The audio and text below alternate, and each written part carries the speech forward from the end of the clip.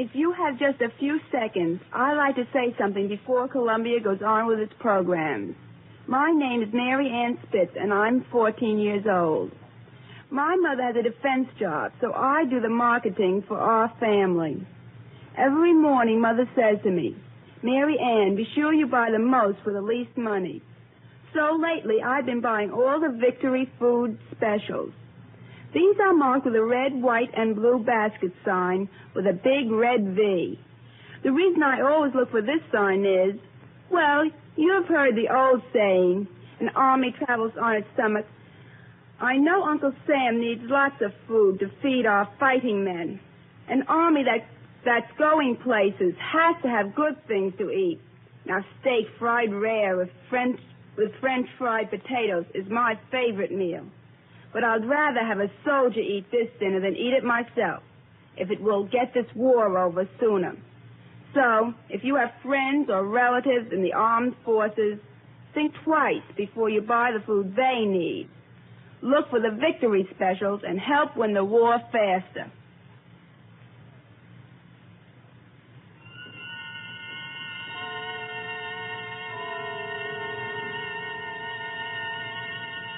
The Columbia Network takes pleasure in bringing you Suspense.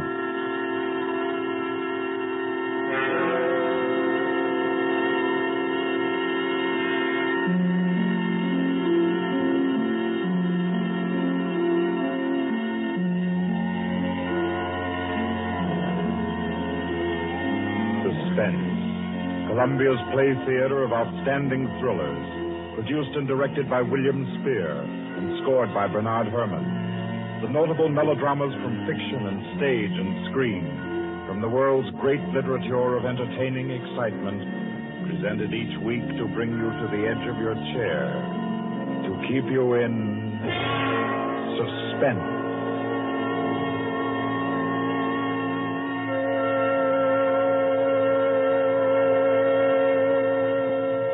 Tonight's adventure in suspense is from the pen of Dorothy Sayers.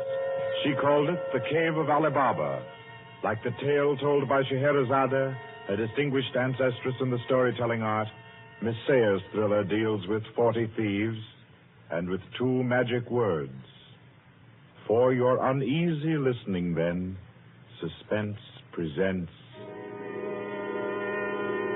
The Cave of Ali Baba.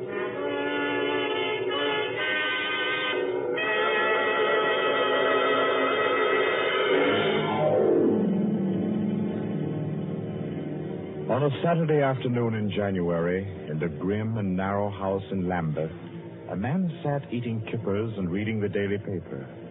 He was smallish and spare, with brown hair rather too regularly waved and a strong, brown, pointed beard.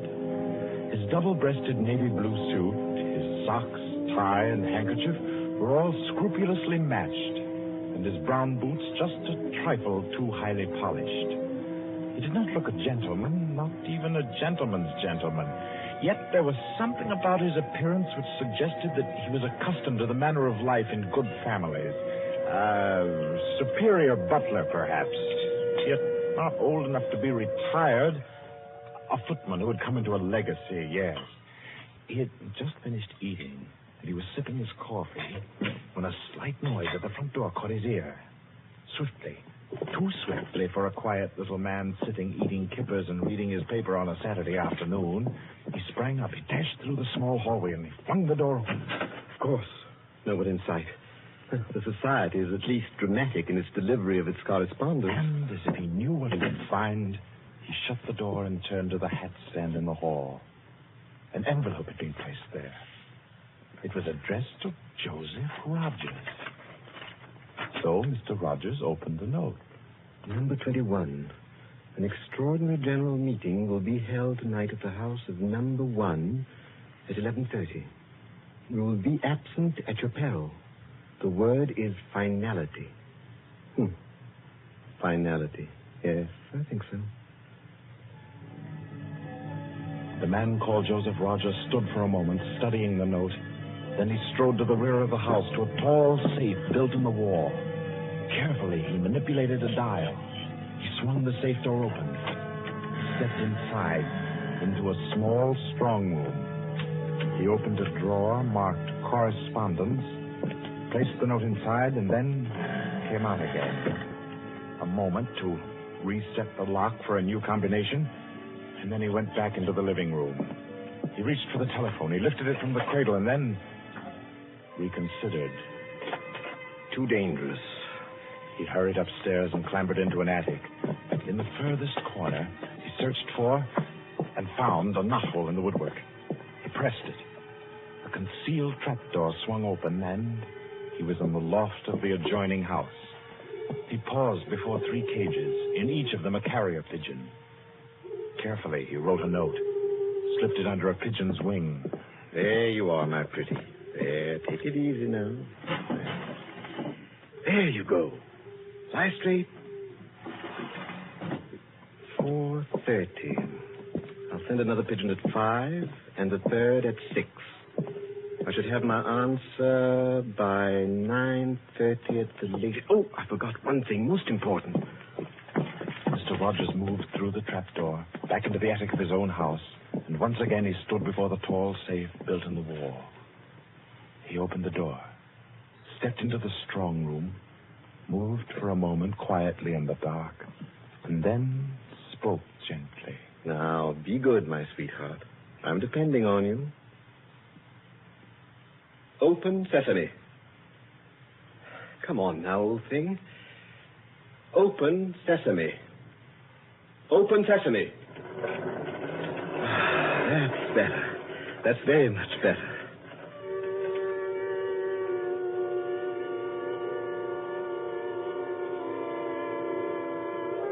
By 9:30, his answer was back. All the little piece of paper said was a hasty okay. At 11:15, he took his revolver from a locked drawer, inspected it carefully. Yes, loaded it with cartridges from an unbroken packet, and left the house. He walked quickly, keeping well away from the wall. And when he climbed on a bus, he sat next to the conductor, where he could watch all who got on and off. By 25 minutes after 11, he was out on lonely Hampstead Heath, pausing in the shadow of a large tree to adjust a black velvet mask on which, in white thread, was stitched the number 21. Then he stepped briskly to the door of the villa that lay before him and...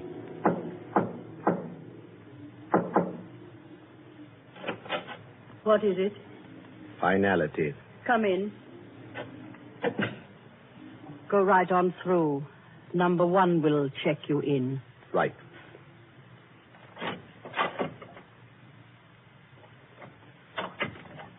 $21, sir. Lift your mask.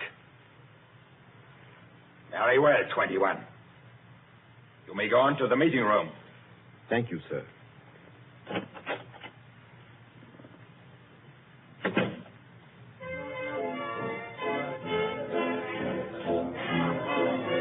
The room of the villa in which Mr. Rogers now stood was a large one, a brilliantly lighted room. There was a gramophone in one corner blaring out a jazz tune. To its rhythm, couples, masked men and women, were dancing. Some were in evening dress, some in tweeds and jumpers. In another corner of the room was the bar. Mr. Rogers went up to it and asked the masked man in charge for a double whiskey. He consumed it slowly, leaning on the bar. The room filled. Presently, someone moved across to the gramophone and stopped it. Mr. Rogers looked around. Number 1, the massive gentleman in evening dress who had checked him in, appeared on the threshold. A tall woman in black stood beside him. Her mask, embroidered with a white number 2, covered her hair and her face completely.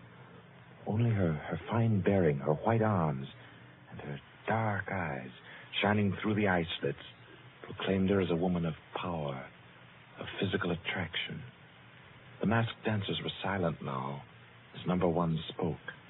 Ladies and gentlemen, we are short 2 members tonight. I need not inform you of the disastrous failure of our plan for obtaining the plans of the court Windlesham Heliscoper. Our courageous and devoted friends, number 15 and number 38, were betrayed and taken by the police. Some of you might fear that under examination these two would break down and give away our society. There is no need for such a fear. I gave the usual orders, and their tongues have been silenced. Their defense will be discreetly compensated in the usual manner. I call upon number 12 and 34 to undertake this agreeable task. They will attend me at my office for their instructions after the meeting. Will the numbers I have named kindly signify by raising their hands that I are able and willing to perform this duty? Thank you. Ladies and gentlemen, please take your partners for the next dance. The gramophone struck up again. Mr. Rogers turned to a girl near him in a red dress. She nodded, and they slipped into the movement of a foxtrot.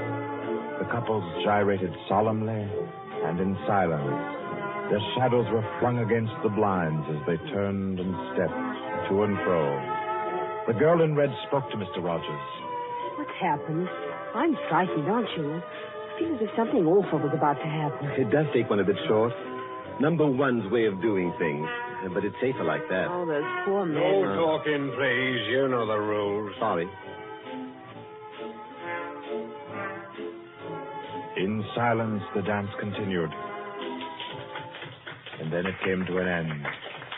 And then when it had finished, the dancers came again to where number one sat and waited with tense eagerness for him to speak. Ladies and gentlemen, you may wonder why this extraordinary meeting has been called. The reason is a serious one. The failure of our recent attempt was no accident. The police were not on the premises last night by accident. We have a traitor amongst us. This last failure was not the first. You will remember the unfortunate way in which the affair of the Dinglewood pearls turned out. And there were others. However, I am happy to say that our minds can now be easy. All these troubles have been traced to their origin. The offender has been discovered and will be removed. The misguided member who introduced the traitor to our ranks will be placed in a position where his lack of caution will have no further ill effects. There's no cause for alarm. Ladies and gentlemen, please take your partners for the next dance.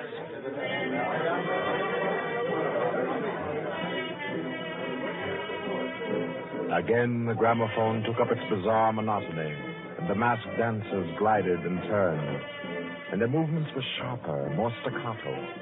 The girl in red was claimed by a tall mask and evening dress. A hand laid on Mr. Rogers' arm made him start. A small, plump woman in a green jumper slipped a cold hand into his. The dance went on.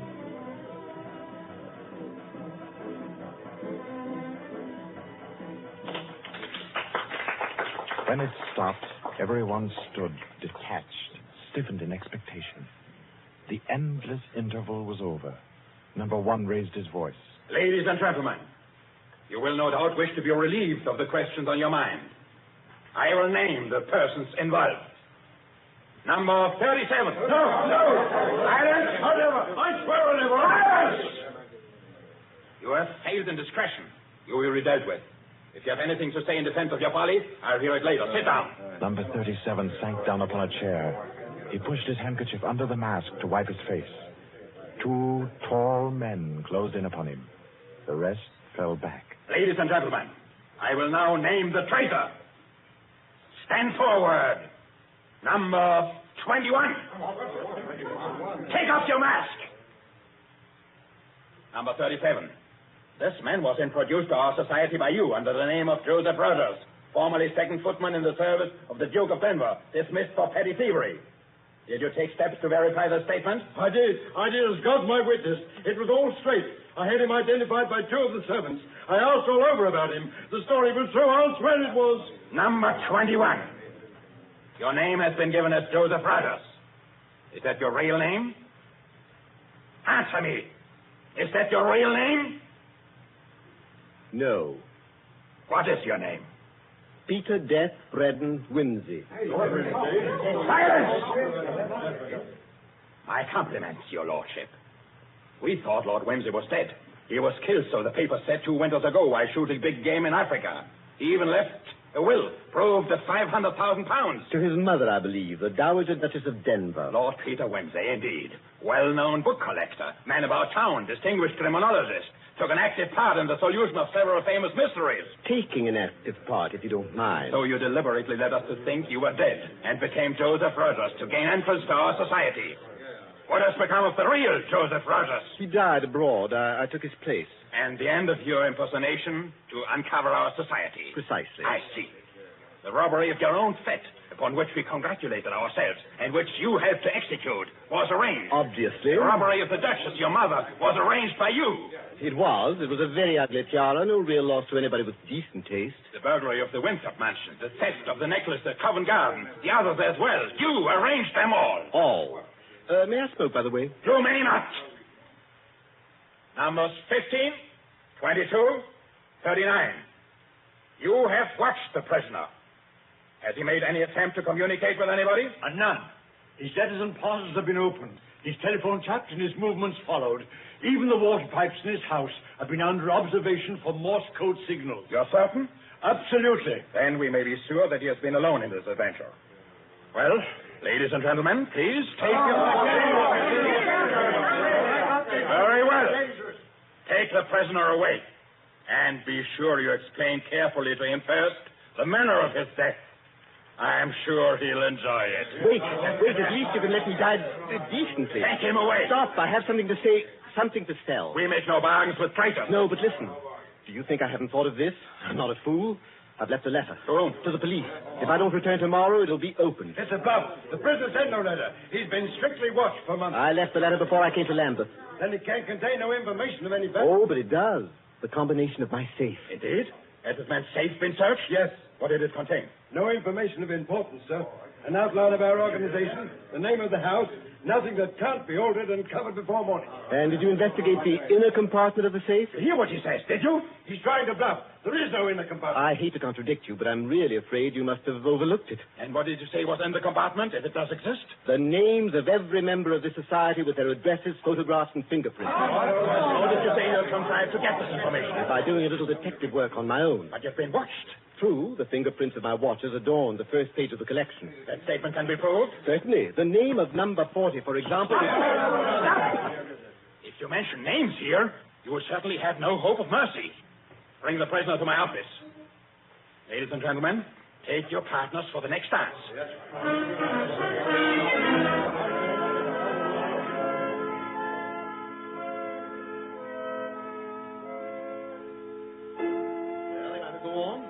Prove that I know your gang from number 1 through number 25. Do you want me to prove that I know the others as well? My lord, your story fills me with regret that you are not, in fact, a member of our society. Wit, courage, and industry are valuable in an association like ours. I fear I cannot persuade you. No, I suppose not.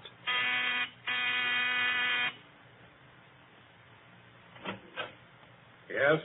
Ask the members kindly to proceed to the supper room.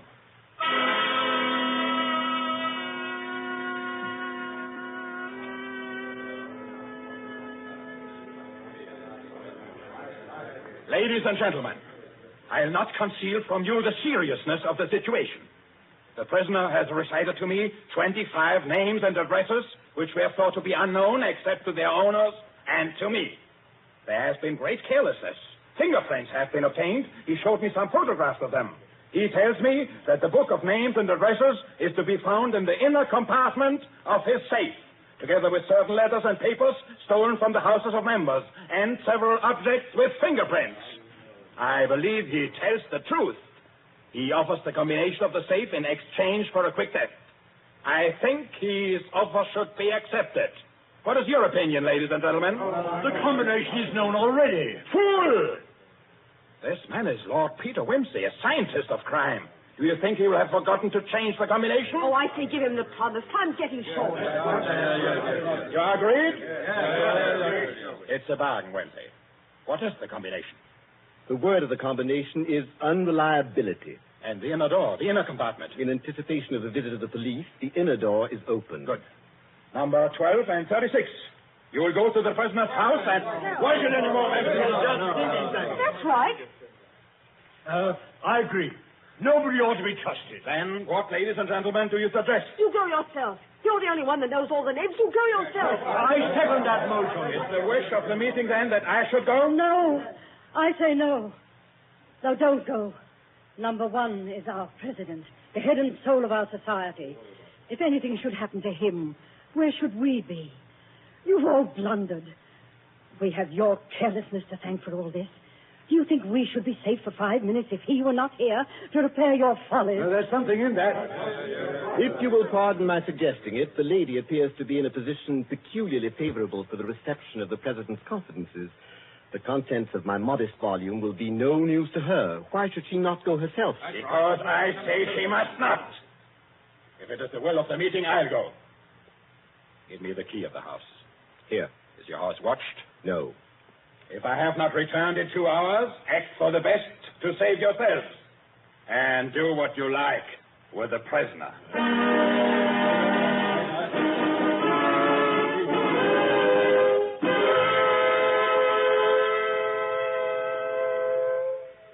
The president has been gone 2 hours. Traitor! What's happened to him? How should I know? Perhaps he's looked after himself and gone while the going was good. Liar! Oh. He'd never do that. What have you done with him? Speak, or I'll make you speak. I can only form a guess, madam. I'm afraid that your president may quite inadvertently have left the door of the inner compartment closed behind him, in which case... Yes? Well, let me explain the mechanism of my safe. The inner compartment has 2 doors.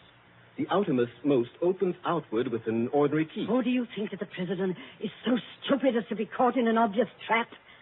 Undoubtedly, he will have wedged open that inner door. Undoubtedly, madam. But the sole purpose of that inner door is to appear to be the only one. Hidden behind the hinge of that door is another, a sliding panel, also left open. Inside the compartment is the big, heavy ledger containing all the information about this society. This ledger lies on a steel shelf. Do I make myself clear? Oh, yes, go on. The steel shelf is balanced on a concealed spring. When the weight of the book, the ledger, is lifted, the shelf rises almost imperceptibly. And in rising, it makes an electrical contact. Now, let me draw a picture. Your president steps into the inner compartment, sees the book, takes it up, anxiously to examine to see if it's the right one. The shelf rises, the electrical contact is made, and the steel panel behind him slides into place. He's trapped. You devil! What is the word that opens the inner door? Quick, the word. Do you remember the story of Ali Baba and the 40 Thieves? Uh-huh. Well, when I had this safe constructed, my mind went back, well, call me sentimental if you will, to my childhood. The words that open the door are open sesame. Oh. How long can a man live in this devil's trap of yours? Oh, I should think he might hold out for a few hours if he didn't use up all the oxygen by hammering and yelling. I imagine if we go there at once, we'll be able to get him out all right. I'll go myself. I think you'd better take me with you. Why? Well, I'm the only person who can open the door. But you've given me the word. Yes, you have the word. But this door of mine, I'm rather proud of it. You know, it's my own invention. It's the latest thing. It will open to the words open sesame, all right. But to my voice only. Your voice? I'll chop your voice in my hands. What do you mean, your voice only? Don't touch my throat like that. You'll wreck my voice, and then the door might not recognize it. There, that's better. The door got stuck for a week once, and when I had a cold. Is what he says true? Is it possible? Perfectly possible, madam. It'll have a microphone arrangement. Could be done also with light vibrations. We must let him go. Take the ropes off him. Let him go, nothing. He doesn't go to blab to the police. The president's done in, that's all. And we'd all better make traps while we can. It's all up, boys. Right. Tuck this fella down the cellar and fasten him in. I'll go and destroy the ledgers. 32, you know where the switch is. Give us a quarter of an hour to clear, then you can blow the place to glory. No. No, you can't leave one to die. He's your president, your leader. I won't let it happen. I won't. I'll free this man myself. Here, none of that now. Let me go. Let go of me. Think, Blaster, think. It'll be light in an hour or two. The police may be here at any moment. Police? Oh, yes. Yes, you're right. No, we mustn't imperil the safety of all for just one man. He himself would not wish it. Throw this man in the cellar and let's get out of here while there's time.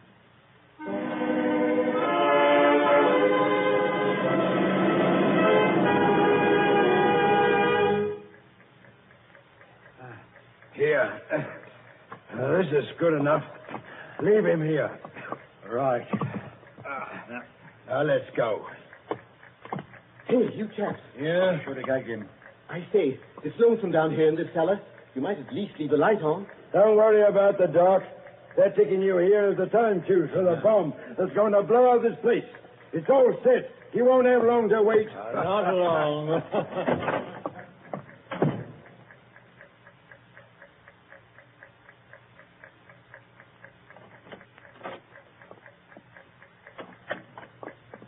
Who is it? Who's there? Hold still, so I can cut the ropes. Well, it isn't two. My compliments, madam, on your loyalty to your president. Quick. They've set the time fuse. The house is mine. Follow me as fast as you can. Number one must be saved. And only you can do it. Well, how did you manage to... There's no time for questions. Get up and follow me. You will release him. You promise. I promise. But I warn you, madam, that this house is surrounded. When my safe door closed, it gave a signal to Scotland Yard. All the members of the society had taken. Never mind them. Here, outside. Quick. All right, who's there? That you, Inspector? Get your fellows away, quick. The house is going up in a minute.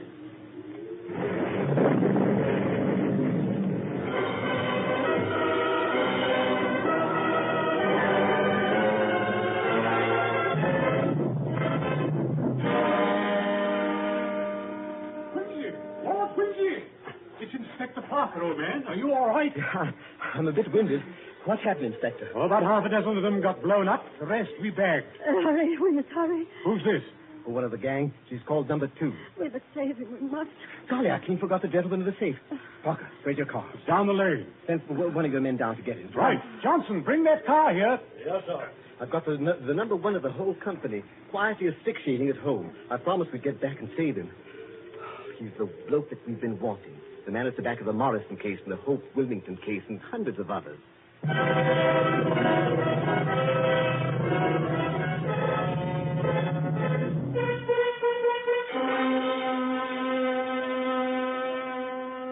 this it? Quite a contraption. Yes, I only hope he hasn't upset the adjustment by something like it. Oh, please, hurry. I hope you haven't hurt my voice. Oh, you sound all right. I can only be conversational. Come on, old thing. Show us your paces. Open sesame. Open sesame. Confound you. Open sesame. Open sesame.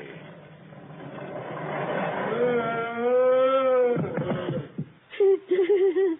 Let me see. No, he's not. He lived to stand his trial.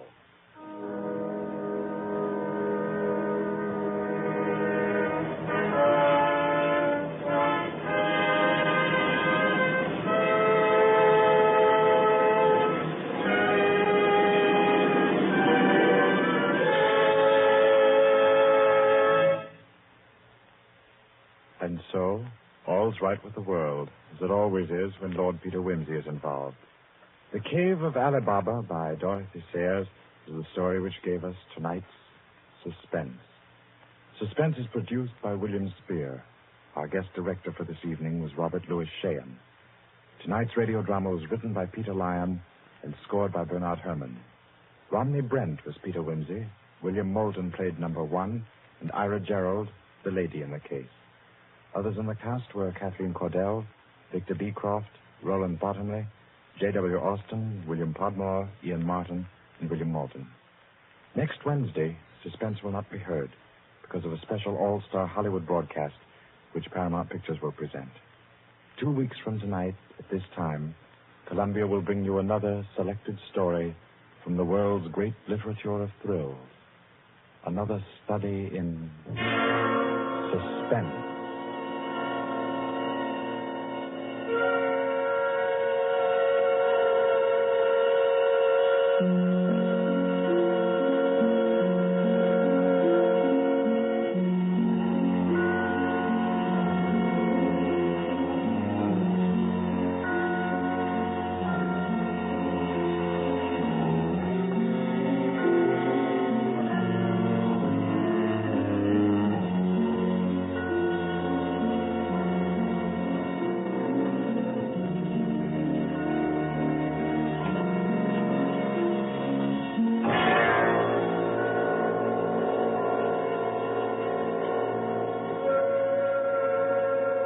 This is Barry Kroger, and this is the Columbia Broadcasting System.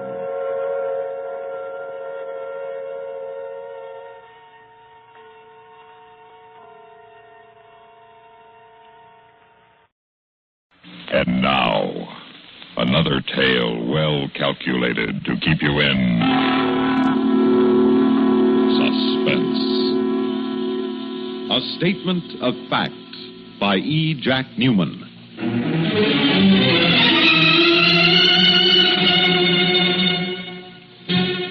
The most lurid of crimes is the crime of passion. No mere bank robbery or stock swindle can compete for newspaper space with a nice, juicy love nest murder. Our story concerns itself with a murder which criminologists would classify as a crime of passion. But in fact, it is just the opposite. A crime of no passion, a negative murder, committed because passion has fled and love was dead. A homicide without hope.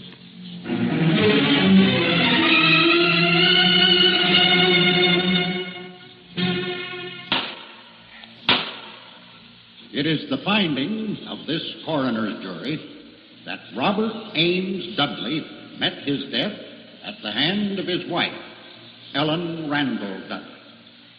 In view of the evidence, the jury recommends that said Ellen Randall Dudley be taken into custody and held for action by the grand jury. Well, Chris, just as you predicted. They couldn't have arrived at any other verdict. Now, all the police have to do is find her. She'll show up. An international beauty with a face as well known as a movie star's. How far can she get before she's recognized? Well, a defendant that famous could be the making of the prosecutor who convicted her. You're reading my mind, John. But how could you... Easy. With a little help from a pal. Well, sure, I'll be glad to help, but what makes you think you can be the next DA? There are other men in the office with lots longer service. The man that gets to Ellen Randall Dudley first can be the next district attorney. Don't you realize that his name, yes, and his picture, will be linked with her in newspaper stories all over the world? Oh, sure. First things first. I'll have a warrant for her arrest issued by our office. And then you and I have got to use every pipeline we have into the police and sheriff's office. I want to know the minute she's picked up. Chris, I've watched you pull off some pretty fast deals ever since we were in law school, but... Fast deals? You hurt my feelings, John. I'm merely doing my duty as a servant of the people.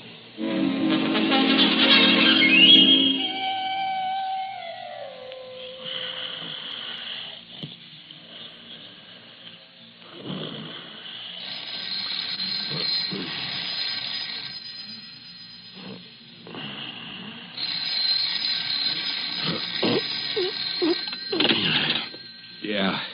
This is Johnny Bradford, Chris. Oh, yeah, Johnny. I'm sorry to wake you in the middle of the night. That's all right. What's up? I'm down at the sheriff's office. They picked up Ellen Dudley half an hour ago, out in Allenview. She was hiding in the restroom of an all-night bus station. Good. I'll be right down. The sheriff's holding her incommunicado, Chris. That's bad. You have to work fast on this one. Yes, I know. Listen, can you get to the sheriff? I can try. Get to him. And tell him the district attorney will hold him personally responsible for the conduct of his office and his officers in this situation. Remind them that the accused is the state's prisoner, not the county's. Yeah, Chris, but he can still hold her legally for 48 hours. I know. And he's coming up for re-election. I know. You just get the word to him. I'll be there in less than a half hour.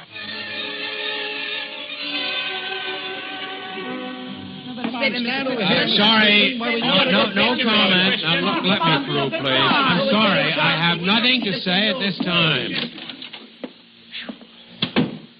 You didn't waste any time, Chris. I can't afford to. How did the papers get in on this? The sheriff called them after I told him you were on your way down. Publicity, huh? Every little bit helps during election year. You ought to know. Yeah. Where's Mrs. Dudley? In there, with him. Where's she been these last 3 days? I don't know. She isn't talking, at least to me. Well, she'll talk to me. Just a minute. The sheriff left orders that he's not to be disturbed. What's your name? Deputy P.G. Thaler. Mr. Thaler, I want you to go and stand by that door over there. Huh? No one, absolutely no one, is to come through that door until I say so. I take my orders from Sheriff Morrow. Thaler, I want... Hey, I thought I told you I didn't want anyone around here. Good morning, Sheriff. Who are you? Dale Christian, Deputy District Attorney. Oh. Yeah, Mr. Bradford here said you were on the way down. Now, we can handle this situation all right, Mr. Christian. Is Mrs. Dudley in there? Yes. Is she guarded? No need to Get in guard there, her. John. Don't take your eyes off her. Right. Now, look here. Now, you look here, Sheriff. You're going to do as I say. Just a minute there, Bradford. He has no right to go into my office. He has every right to go in there, and I'll show you why. Here. See this? Hmm? It's a warrant issued yesterday afternoon for the arrest of Ellen Randall Dudley.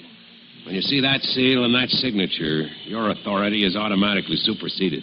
No one comes in here and tells me how to run my job. I'm telling you.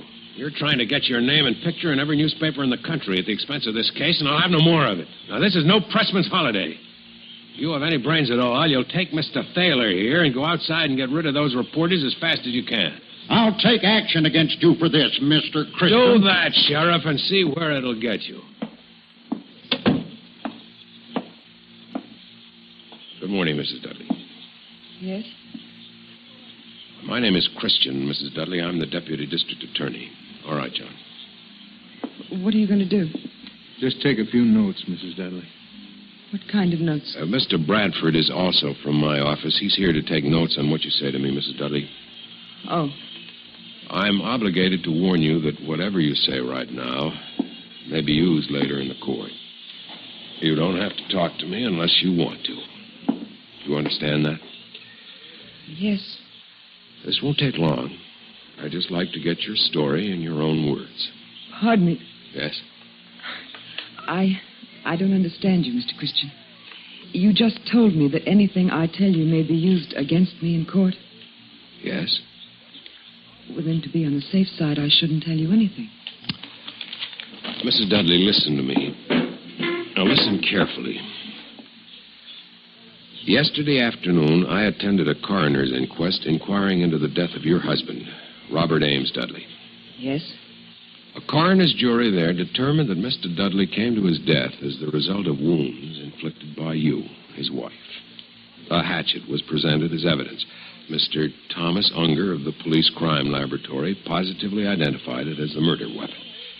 Sergeant Victor Manning also testified, and he explained that several fingerprints on the murder weapon belonged to you. Two witnesses, your maid, Ethel Lee Barth, and a neighbor, Mrs. Frank Thompson, gave testimony that further incriminates you. Enough evidence was presented for the coroner's jury to recommend that you be taken into custody and held for the action of the grand jury. Do you understand what I've just told you? Yes, I think so. In a few days, the grand jury will meet and charge you with murdering your husband. There's no doubt that they will make that indictment, Mrs. Dudley. From there, you will be arraigned and later on taken into a court and tried. Do you understand that? Yes. Fine. Now, a frank, honest statement on your part before all of these things take place can save a great deal of pain on both sides. Such a statement from you right now may determine the disposition and the proper plea to be entered on your behalf. What do you mean, Mr. Christian? Proper plea? You murdered your husband on the night of the 13th.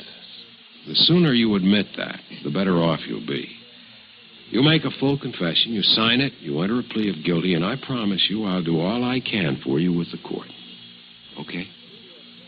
Suppose I don't admit anything. Then you can expect no clemency. And that, of course, is entirely up to you, Mrs. Dudley. But I must tell you that the death house in the state penitentiary is full of people who didn't listen to reason while they still had a chance. This is your chance, Mrs. Dudley, right here and now. Well? I don't know what to do. If you don't take my advice, they'll hang you. I promise you, Mrs. Dudley, they'll hang you as certainly as you're sitting in that chair. Well? I don't know what to do. I don't know what to do. Suppose you begin at the beginning. The beginning? What was the beginning? I don't know. Well, let's say, where did you meet your husband? It seems to me I read someplace that it was in Europe. Yes, that's right. in the south of France. I had a villa on Cap Ferrat that summer. What summer would that be? 1952. Meet him through friends, did you? Yes. At a gala in Monte Carlo. We were married 3 weeks later at the Mairie in Grasse. Rather a short engagement, wasn't it? It seemed an eternity at the time. I was fed up with European gentlemen, I suppose. Bored with the kind of men who put all women into 2 categories. Possible wives or possible mistresses. Roger was only interested in me as a wife. And he was so refreshing. So healthy. So American. You remind me of him a little. You look about the same age. He was 36. I'm 34. But the marriage didn't work out the way you expected. I understand you and Mr. Dudley have been having trouble for some time. Oh, yes. For years. I soon found out that although he wanted me as a wife, he wanted every other woman as a mistress. And he drank? He drank. Last July, you had him arrested when he came home drunk and threatened you. Isn't that so? Yes. But he got out of that very easily. They didn't do a thing to him. Roger was awfully good at talking himself out of things. Oh, he had a law degree, too, you know. So I understand. Roger never went into practice. He didn't have to. That was his trouble. His father left him quite a bit of money, and he simply didn't have to do anything at all. Shall we get on with this, Mrs. Dudley? It's past 5 now. 5? I've been up all night long. This makes 4 nights in a row I've gone without sleep. As soon as we finish here, you can get some sleep. I don't feel one bit sleepy. When I first came here, I was dreadfully tired. I thought I could sleep for a week. But now I'm not the least bit tired or sleepy. Isn't that funny? Now, if you'll just start with the events of that night. What is today? Friday. I'd be playing bridge this afternoon. There's a dog show tomorrow evening I wanted to go to. I won't be able to go anywhere now. Do you feel sorry for me, Mr. Christian? I beg your pardon? Do you feel sorry for me? Makes no difference how I feel, Mrs. Dudley. You're an accused prisoner. My job is to get a statement of fact from you. That's why I'm here. Oh. I've explained this once. I'm your friend here. In a courtroom, I'll represent the prosecution, and I'll do everything I can to see to it that you hang. Unless you make a complete confession now. Is that perfectly clear to you, Mrs. Dudley? Yes. And if you have a record of always getting a conviction, that'll help you when you run for district attorney, won't it? Mrs. Dudley, my professional career has nothing to do with this. If I weren't here talking to you, someone else from my office would be here. It's a job that has to be done. But wouldn't it be better for you if you had more of an audience than Mr. Bradford over there? Wouldn't it be much better if you had me in a courtroom with reporters and photographers around? Mrs. Dudley, do you want to talk to me now? I don't mean to make you angry, Mr. Christian. But if all you've told me is true, you can hang me right now. I certainly can. Yet you're here to get my story. You must be uncertain about something. I told you I'm trying to help you, Mrs. Dudley. But I warn you, I'm not uncertain about anything where you're concerned. Make no mistake about that. I have a duty to the people of this state to learn the facts of this case and present them before the court. I intend to do that with or without your cooperation. Well? May I talk to you alone? You understand why Mr. Bradford is here? Yes. But I'd like to tell it to you alone. It can't possibly hurt anything to talk to you first, can it? All right, John. Wait outside. I'll send for you when I need you. Right, Chris. Thank you.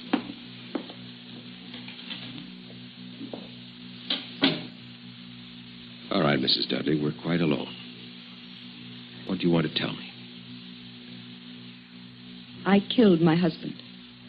Very well. Tell me how it happened. I was having some people over for dinner that night. I was busy in the kitchen with the maid fixing dinner. When Roger came downstairs, I asked him to do a simple thing. Just a little thing. I asked him to start a fire in the fireplace. It was pretty chilly out, and a fire always made that room look so warm and nice. Have you seen my house? Yes, Mrs. Dudley. Go on, please. He took so long down in the basement, getting things ready for the fire.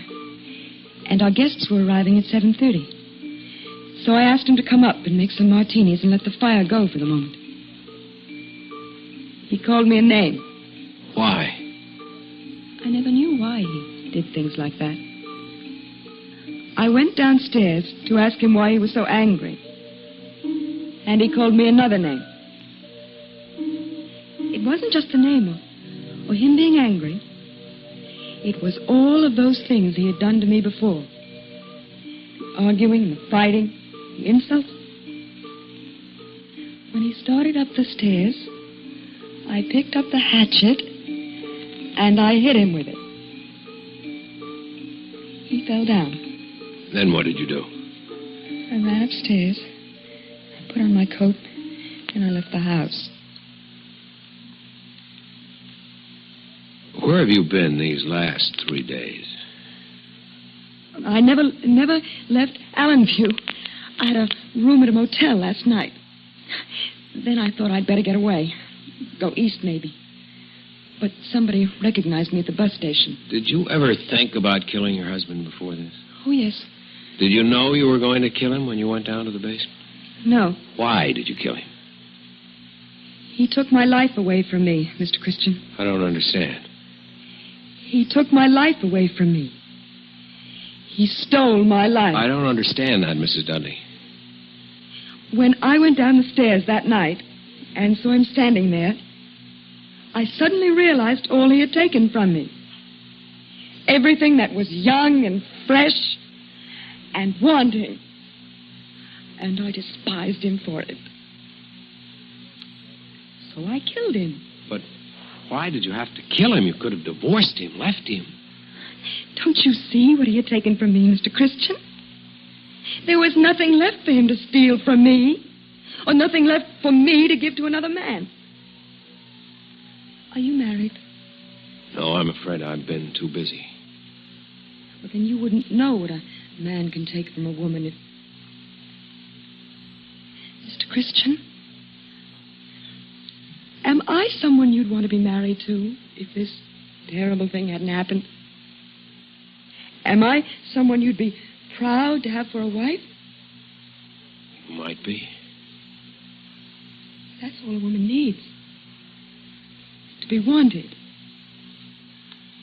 Am I old and ugly, unattractive? Am I shallow or flighty? Then look at me, Mr. Christian. I am. No. So stand up, please. Look at me. Close. Yeah. Would you want to be loved by me? You're very beautiful, Mrs. Dudley. Have you any idea what it means to be a beautiful woman, Mr. Christian? To be admired by every man and envied by every woman, and never to be sure why? Oh, how many times have I heard those words, I love you. Wondered what they meant. What was loved? My face? My figure? My artificial makeup? My Balenciaga gown? Or me? Maybe you can give me the straight answer, Mr. Christian. I haven't been able to get to the hairdressers recently. I've run out of lipstick. I'm afraid that this suit needs pressing. Would you want to be loved by me, Mr. Christian? Yes. Yes, I would. Well, I was nothing to Roger Dudley, nothing. And my love was nothing to him. I was a fixture, a decoration, an animal. And he took all of it. My love and my life. And then he stood at the bottom of the stairs and called me a name. Mrs. Dudley, listen to me. Now, listen to me. No one saw this happen. The maid was upstairs in the kitchen. Mrs. Thompson only heard it from next door. Now, listen to me. You can claim that you did it in self-defense. He came at you, and you picked up the hatchet, and you hit him with it to protect yourself. You tell it that way when Mr. Bradford comes back in here. There are a dozen good men in the state who'd be glad to represent you in court with a story like that. I'll be opposite them. You can get off. He made you kill him because it was either him or you, and you ran afterwards because you were frightened. In the end, you'll be charged with second-degree murder, and at the most, you'll get a suspended sentence. Don't you understand what I'm telling you? You can be free. Yes. Yes, Mr. Christian. All right, let's have Mr. Bradford in here now, please. Right. Wait a minute. Hold it. I can never be free. What are you talking about? You haven't understood a thing I've told you, have you, Mr. Christian? He took my life away from me a long time ago.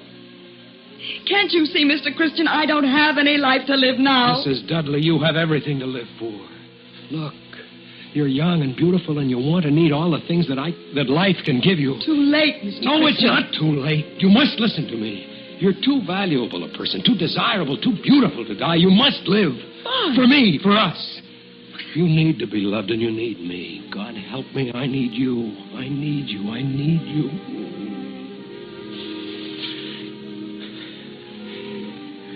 A few minutes ago, you were telling me about your duty to the people of this state, Mr. Christian. Tell me about it now.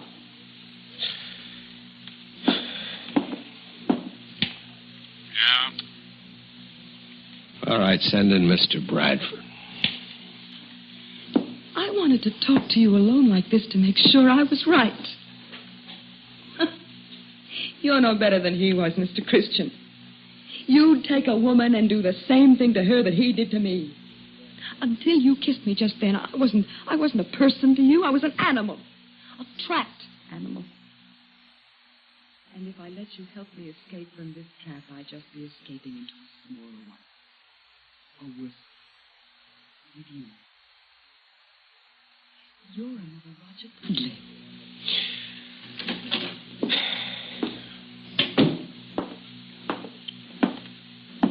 Okay, Chris? Chris? Are you ready to make your statement of fact, Mrs. Dudley? Yes. All right, John, take it down. From the beginning, Mrs. Dudley, just as it happened.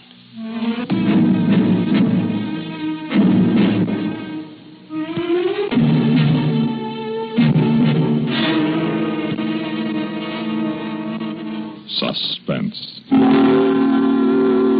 You've been listening to a statement of fact, written for Suspense by E. Jack Newman. Heard in tonight's story were Rita Lloyd as Ellen Dudley, Mason Adams as Christian, Lawson Zerby as John, Hal Burdick as the sheriff, and Jack Arthur as Thaler. Listen again next week when we return with Time on My Hands by Walter Black, another tale well calculated to keep you in suspense.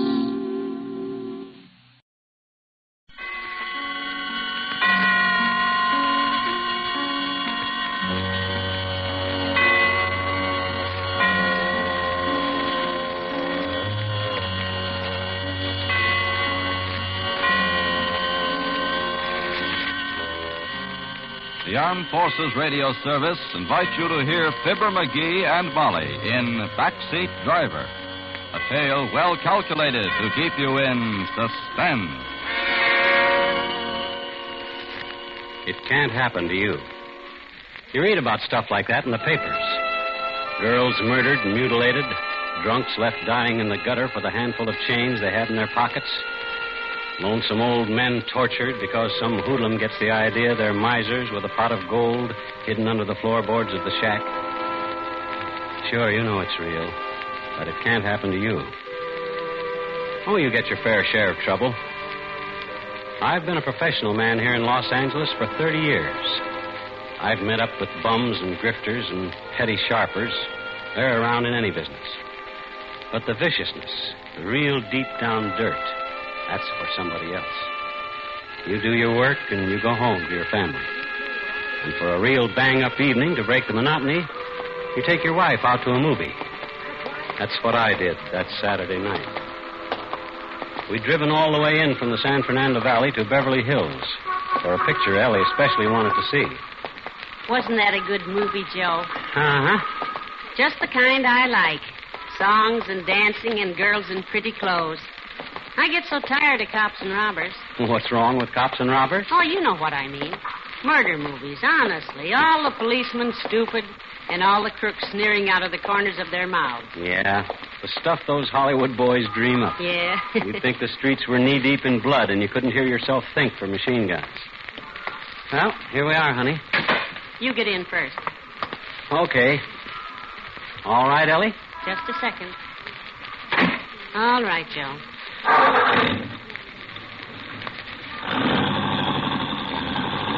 Don't forget gas. I got plenty to take us out to the valley. I'll fill up at Bill's.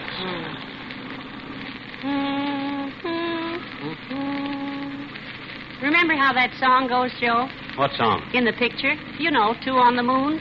The one the boy sang to the girl. Oh, that one. Let's see. Oh, heck, I don't know. Oh, well. We'll be hearing it again on the radio. How about turning it on? The radio? Why, sure. Set it around 1100. We ought to get some news in a few minutes. I'd like to hear whether they caught that fellow. That awful mass murderer? Uh-huh. They spotted him in L.A. this afternoon, but he got away. I know. You told us at supper. Oh, it makes you shiver. Don't you worry. He won't get away with it.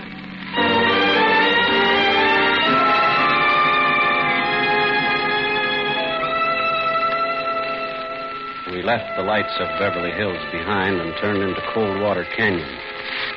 It's as quick a way as any to get us across the Hollywood Hills to the valley. It's dark in the canyon, quiet, with mighty little traffic at night. I cut my lights full up, and we swept up the side of the ridge. The news program came on, but I didn't pay much attention. The fellow was talking about brush fires. They'd already put out the one near my place, so they were still patrolling it. We were over the ridge and sliding down to the valley before the program got to the part I wanted to hear. There it is. Put it up higher, Ellie. Lewis Matrick wiped out an entire family in Greenlee, New Hampshire. Today he was spotted 3,000 miles from the scene of his crime. At 5:30 this afternoon, a patrolman saw and definitely identified Matrick in downtown Los Angeles. However, by darting through heavy traffic at the risk of his life, the killer was again able to make his escape. According to neighbors of the slaughtered family, Matrick was first appeared in Greenlee about a year ago. From fingerprints in the Noland home, Lewis Matrick has been identified as Lloyd Matthews, ex-convict. He is wanted for questioning in the robbery and murder of a New York storekeeper a year ago, a crime that netted the killer less than $20. Matrick, or Matthews, is 32 years old, height 5 feet 9 inches, weight 155 pounds. He has blue eyes, light brown hair, nose slanted to the left. When seen this afternoon, he was wearing a blue suit and gray pork pie hat. Awful, awful. Not pretty, no. And he's somewhere around L.A. this minute. Joe, you think it's right us leaving Annie and Bud all alone while Now, Ellen, Annie's grown up and Bud's a smart youngster, if I do say so myself. You can't wrap kids in cotton wool. I know. Oh, I'm silly, I guess. Neighbors close all around. All they'd have to do is yell. But now, what would make a young man do a dreadful thing like that? Could be a lot of things. Maybe he's got a screw loose. Maybe he went nuts over a girl. Maybe he gets a kick out of killing, like some of them do. You know all the answers, don't you? Joe! Hey, what the? Keep going. Go on, keep going. I got a gun here and I'll use it. Tell him you. Ellie? Against the back of my neck. I can feel it. Cold. Well, are you going to move? Okay. Okay, brother, you're the boss. Yeah, you said it, I'm boss. And remember it. Otherwise, I'll blow a hole through your wife's head. I've had experience in these things.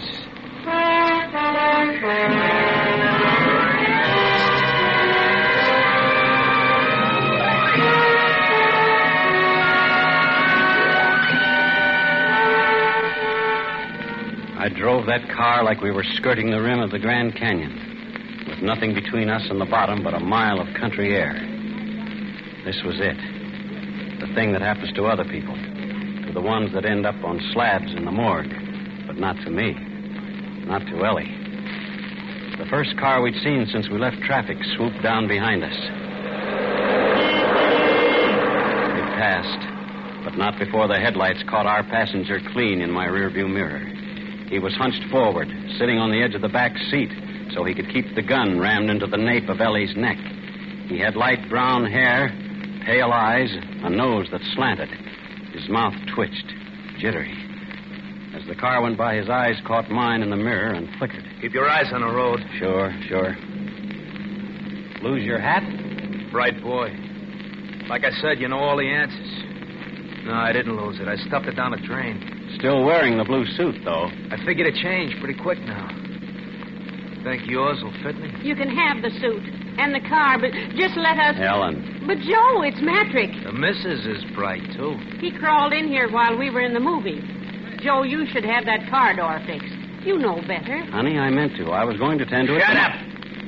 Let's see if you can both be bright enough to keep your trap shut. Turn left on Ventura. Take the slow lane. Don't try playing no tricks. I've been in this burg before. Okay by me. That's real sweet of you. Straight out to open country, Mac. And I'll take the missus up on that offer of the soup and car. What happens to us? Why, you just walk home. What else? Play it safe and you ain't got a thing to worry about.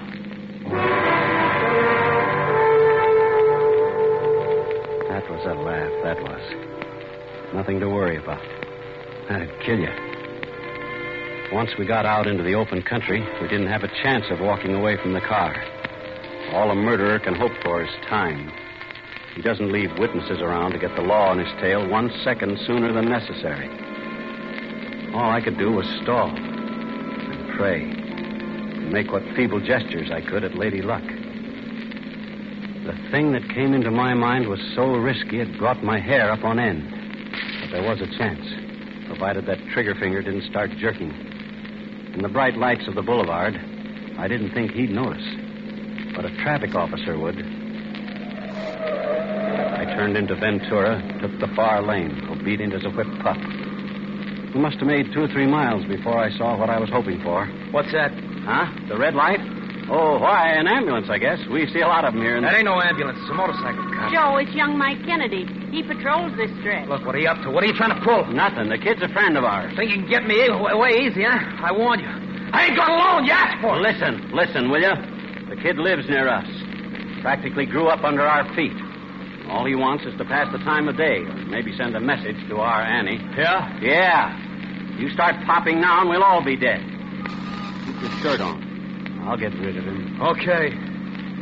But it better be good.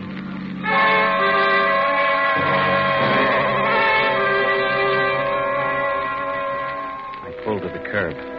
Mike came alongside. He sat balancing the bike between his knees, and the grin on his face was a mile wide. It had worked. At least we were still alive, and Mike wasn't 2 feet away. But where did we go from here? I had to think, but my brain was wet wool. My tongue stuck to the roof of my mouth. Well, what do you know if it isn't Uncle Joe? Something funny, kid? After all the times you've read us the riot act about observing the letter of the law, brother, wait till I tell Annie. Mike Kennedy, what's the matter with you? I didn't notice anything wrong. Oh, hi, Aunt Ellie. Nothing much the matter. Just Uncle Joe here proceeding sedately out the boulevard with his headlights up full. Headlights? Oh, by golly, that's right. I must have forgotten to dim them. You oughtn't to forget these things. Someday a big, bad cop might come along and haul you off to the Hey, is that Annie back there? No, it isn't. It's our new neighbor, Mike, Mr. Anderson. Oh, is that right? Oh, glad to meet you, sir. Hello. I didn't know there were any vacancies out our way.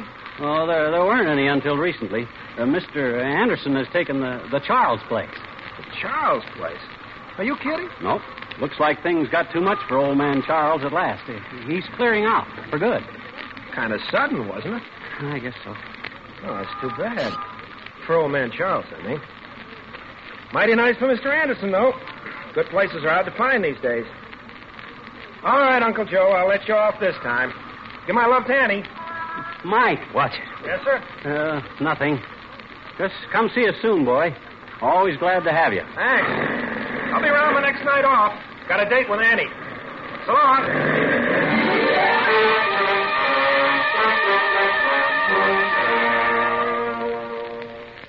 That was that. Mike turned his bike and headed back down the boulevard. The chance had come and gone. But it felt to me like half my mind went off with the boy yelling at him. Must have been a half minute before I could pull myself together and ease back into traffic. Nobody said anything. I didn't dare to, and neither did Ellie. I couldn't see her, but I could feel her holding herself stiff as a ramrod, scared even to turn her head. When two people have lived together as long as we had, each one knows what the other one is thinking. I went back to driving and praying. That and cutting my eyes up to the mirror, just in case there might be a white motorcycle eye following us. There wasn't, of course. Back in the back, I knew he was watching, too. Those flickering eyes darting like lightning between us and the rear window. He was too busy checking to talk. Not that that helped much. Rage and fear were pouring out of him so thick you could have grabbed a hunk of the atmosphere in your hand. It was queer to drive along that crowded highway, traffic streaming both ways, lights from drugstores and cocktail joints and eating houses blazing to the sky, to know if I lifted a finger for help, I'd sign our death warrants. It had to be luck. All luck. And there was still a chance I'd get it. The way I'd figured it, we'd started out with just about enough gas to get us back to Bill's station. When we hit that, the meter ought to show empty. The gas gauge was hidden from me by the rim of the steering wheel, but I was pretty sure I was right. I waited until I saw the red and green lights above Bill's pumps a block and a half away. And very slow and easy, I slumped over for a peek at the gauge. I leaned just too far. Sit up. Huh? Oh, sure. What now? What were you looking at? I was just easing the crick out of my neck. Yes, you was. You was looking at the dad. What? Oh, so that's it, huh? Fresh out of gas. Look, I just remembered. Don't give me that. You knew it all along. From now on, you keep your hands on the wheel, Mac. But you leave me do the driving. Go on, turn in that filling station. Get high-test gas and fill her up.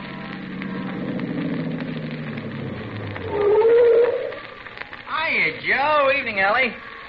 Oh, evening, sir. Hello, Bill. Bill? Up to the top? Yeah, Ethel. Ethel it is.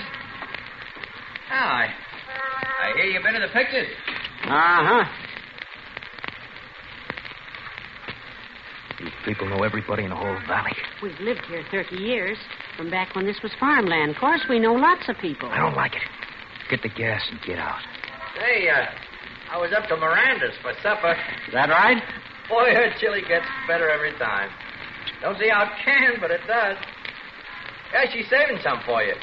Said you'd be around after the show. Miranda. Oh, my, I saw Miranda this afternoon and told her we'd be by for sure, Joe. Oh?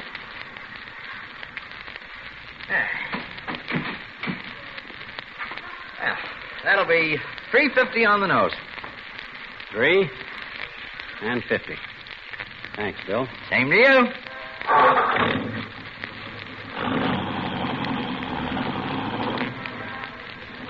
What was all that about? Nothing much. Come on, I gotta ask you everything twice. Miranda runs a drive-in up the road a ways. On show nights, we usually drop in for a carton of chili to take home. I just hope she won't call home when we don't show up and get Annie all worried. Wait a minute. Drive-in, you said? Yeah. And this Miranda could start checking on you. Why, I didn't mean it like that. It's just that They could call your Annie, and between the two of them, they'd have the cops on the lookout for you before midnight, huh? You're crazy. Yeah, like a fox. I kept ahead of the buttons all this time by taking chances. We'll just pick up that chili. You want me to go to Miranda's? Why not? Leave Annie get a beauty sleep. I can cover a lot of ground before tomorrow morning. I ain't eaten so good lately. I could use the food. With you and the missus to front for me, what's to worry about?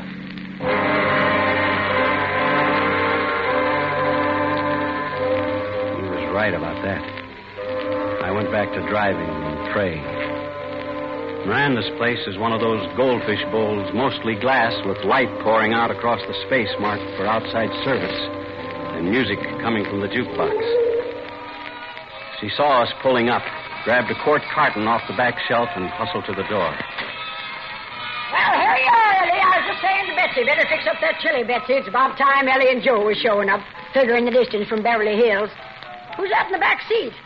Don't seem to recollect your face, young man, though anybody will tell you I never forget a face. This is Mr. Anderson, Miranda. He just came out here from the east. Is that a fact? Say, Joe, you plan to go straight up Ventura home? Why, sure. Don't you do it. Go the back way, even if it does take longer. Of course, the brush fire between here and your place is out, but there's still 50, 60 men patrolling it. What's that?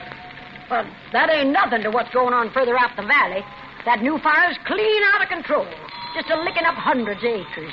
They've been sending truckloads of firefighters past here all evening, and the road's blocked for miles. The road is blocked? Well, for miles, they tell me, and all them poor ranchers losing their homes. Being from the east, you wouldn't understand. But brush fires is awful things. Yeah, thanks. We'll start moving. We take the back way to your house. To our house? I say? Oh, you staying with Ellie and Joe? Yeah, until the road is... until I can get into my own place. Well, what are we waiting for? Night, Miranda. Well, hi. Be sure you come see me, Mr. Anderson. I'll be looking for you, you hear? So there it was. We weren't going to the country. We weren't going to be left to rot at the foot of a cliff or buried deep in brush. No, we were going home. Home to the kids. And taking a murderer with us. I still couldn't see Ellie, but I could feel her tensing up, tight as a pulled drawstring. Mr. Matrick, you didn't mean what you said, did you, about coming home with us? You know a better place I can hide out till the road's open? But it wouldn't be safe. We've got neighbors close all around. If somebody sees you... Nobody will see me. Nobody better. Joe, couldn't we get around the fire? Yeah, that'd be better. We could try. There are other roads through the valley. Listen, Matrick, we'll nose around and find a way through. Cut it out! You heard the old biddy, hundreds of acres burning, firefighters, cops? Get off the highway. We're going home. No, I won't have it. Joe, you stop the car right here. Shut up. You heard me, Joe. I won't have him in my house, not with Annie and Bud. I said shut up! Oh, for Lord's sake, Ellie. It doesn't matter about us, but the kids, I won't let him touch it. One word. Joe, stop. Helen, hush. Oh, Don't Joe. say another thing. I'm sorry, honey, but Matrick's the boss. We got to do like he says. That's telling. Sure, do like I say, and everything will be rosy. You got no call to worry about. The kids, I like kids. As long as nobody gives me the brush off. We'll wake 'em up as soon as we get home, and you and this Annie can fix up a chili supper for us. We'll have us a picnic. Then, as soon as the fire's out, we'll all take a trip to the country. Another picnic, huh?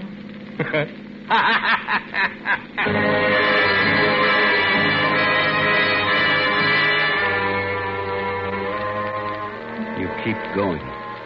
As long as you're breathing, you keep going. Even when it looks like there's no way out, you hang on by your toenails. We poked up and down those Black Valley streets that twist and turn and sometimes wind up in dead ends. Ellie stopped crying after a while. She slumped down with her head rolling on the seat back, limp as a rag doll with the stuffing leaked out. It took a long time, but it had to come to an end. I saw the bulk of the house looming up. There was light sneaking around the edges of the blinds up in Annie's room. She wasn't asleep after all.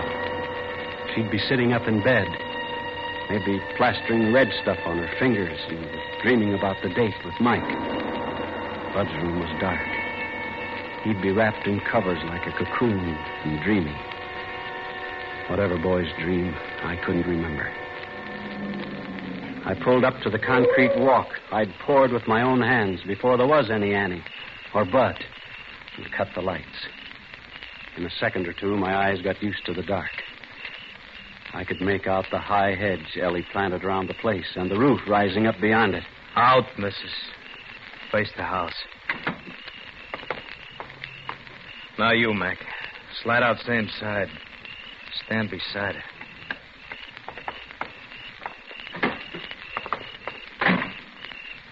Walk to the door. Slow, no funny business. I'm right behind you. Look out, Joe!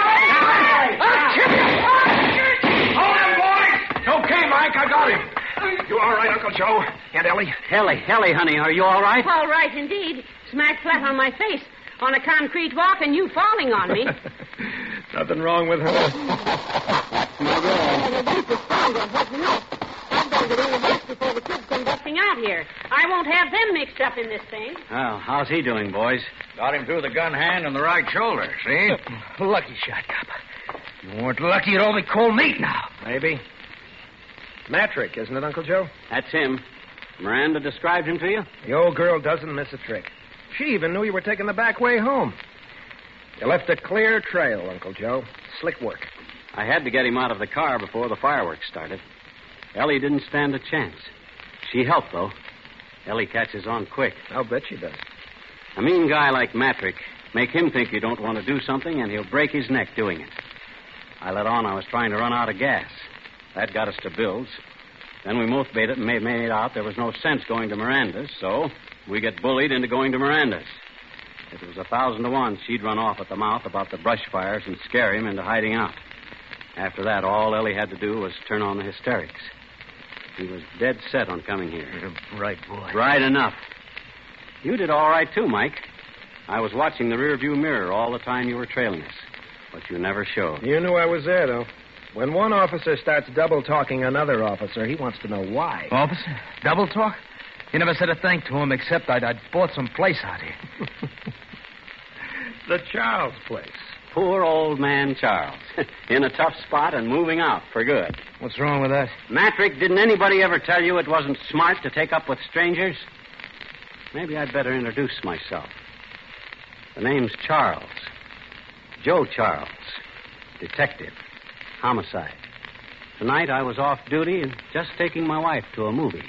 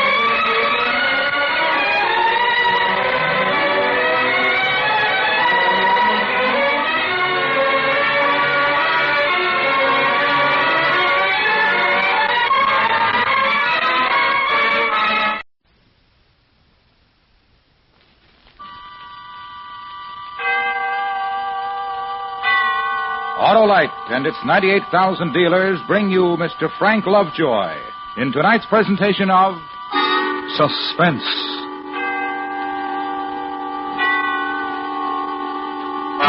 Tonight, Autolite presents one of the most terrifying half hours ever presented on Suspense. A young couple and a mad woman, and what happened to them on a country road. Our star, Mr. Frank Lovejoy.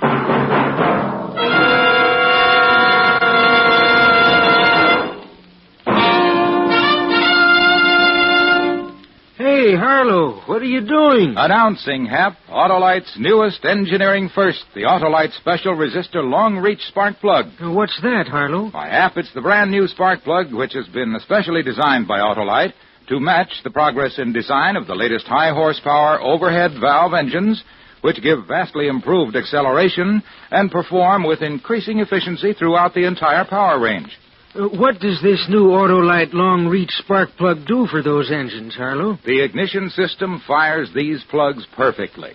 That's why it's the only spark plug that can be used on those new high-horsepower engines. But, Harlow, I don't have one of those new high-horsepower engines. Whatever make of car you drive, you'll find it pays to insist on spark plugs made by the one company which is always in the lead in spark plug developments, Autolite.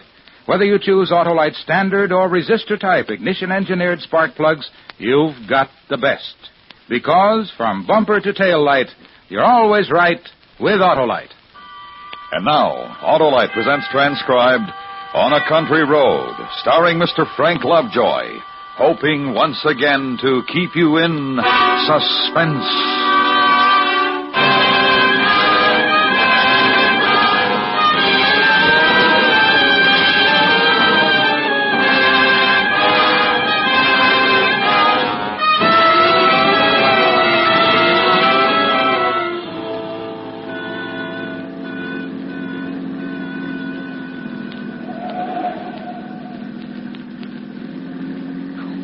Relax, David. We're in no hurry to get home. Who can relax in this mess of traffic? Must be a wreck or something up ahead. If this keeps up, we'll get caught in the rain. Yeah. Looks like a big storm building up, too. Hey, remember that shortcut? Which one? The little tarred road that goes across through Santa Moriches and comes out on the other highway. You mean the one we took last summer? I'll turn off there and duck this pileup. I'd like to get as far as possible before that storm hits.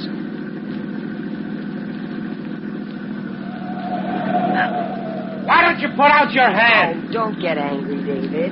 He cut right in front of me to turn into that gas station. Maybe he needed gas. Do we have enough? No, I have to stop and get some. Turn on the radio, huh? See if you can get the news.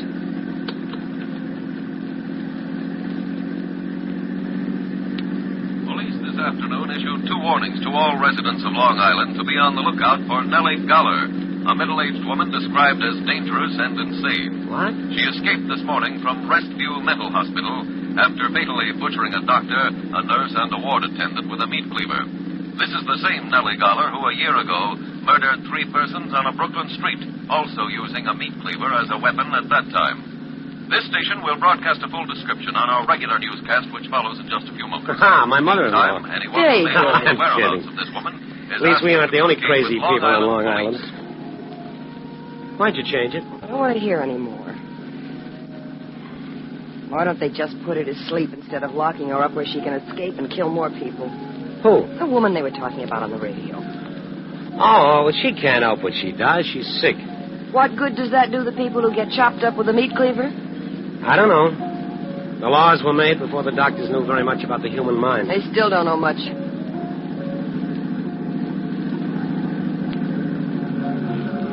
Oh, I see what it is. There's a roadblock up ahead. What's happened? I don't know. Cops all over the road. Say, I'll bet they're looking for that crazy woman. Yeah, I guess so.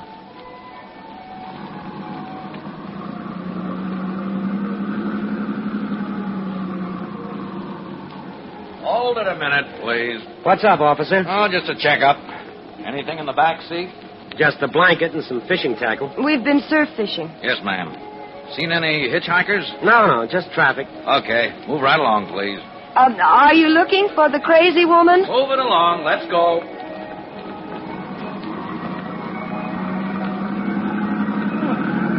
He didn't answer. He's busy.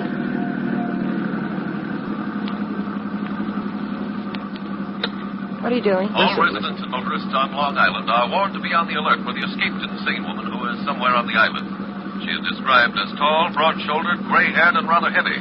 She may still be armed with a meat cleaver. 100 men are searching the area, and they are prepared to shoot on sight. Here's another bulletin on the case which just came in. Just a few minutes ago, the decapitated bodies of an elderly man and woman were found by police near Santa Moriches on Long There's Island. that shortcut. I'll repeat that. The bodies of an elderly couple have just been This'll get us found out of in that their car traffic. near Santa Moriches on a lonely tarred road. Police are certain they were killed by Nellie Goller, the insane woman now at large.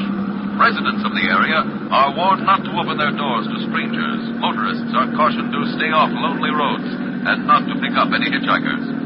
All persons are asked to be on the lookout for this woman. Here is her description again. They haven't caught her yet. Gray-haired, No. broad-shouldered, Turn it off, long-armed. Dorothy. Thought you wanted to hear it. That's enough of it. Which she...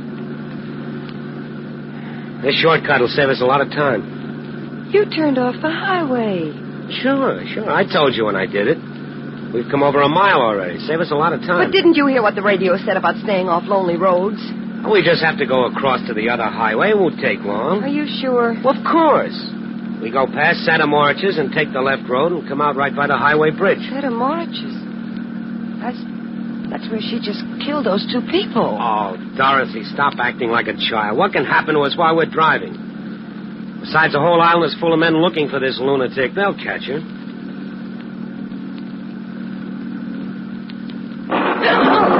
It's just a storm.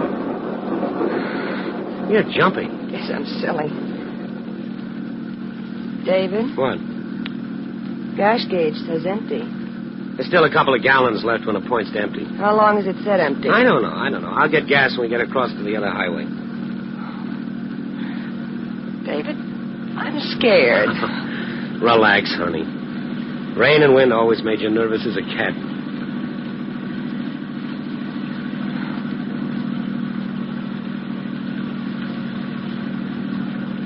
wish we'd stayed on the highway. If I'd known you'd act like this, I would have. Well, it's not my fault. Well, it's not mine either. I'm having trouble enough trying to see through this storm. Oh, David. What are we fighting about? I don't know. Driving through these burned-out woods in this kind of weather is enough to give anyone the willies. It got dark so fast.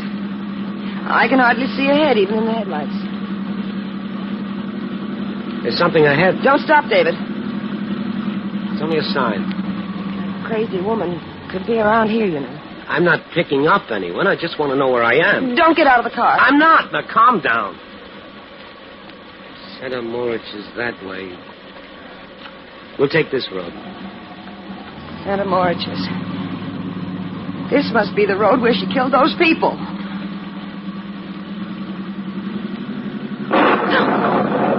Dorothy, please. I'm sorry, I'm jumpy. Turn on the radio. What a desolate road. Haven't passed a house yet, just miles of woods on both sides of us. So dark we wouldn't have seen one if it were there. This rain seems to be getting worse. Motorists in the area are warned not to open their car doors. David. Oh, now stop it, Dorothy. That's why the police had a roadblock by this road. That crazy woman might be anywhere in these woods. But not necessarily where we are.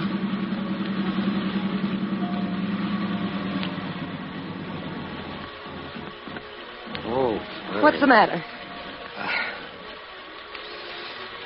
What a place to run out of gas.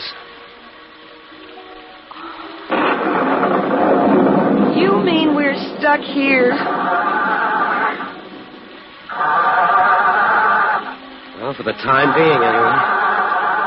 The crazy woman is in the woods. She'll kill us. She's nowhere near us. Now, calm down. David, quick, turn off your headlights. Why? You see something? David, I don't know. I'm scared. I should have gotten gas.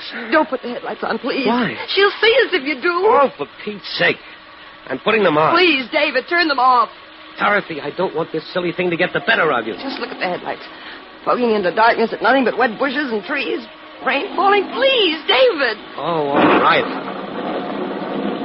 There. They're off. You feel better sitting in the dark? If only the thunder and lightning would stop. And the rain.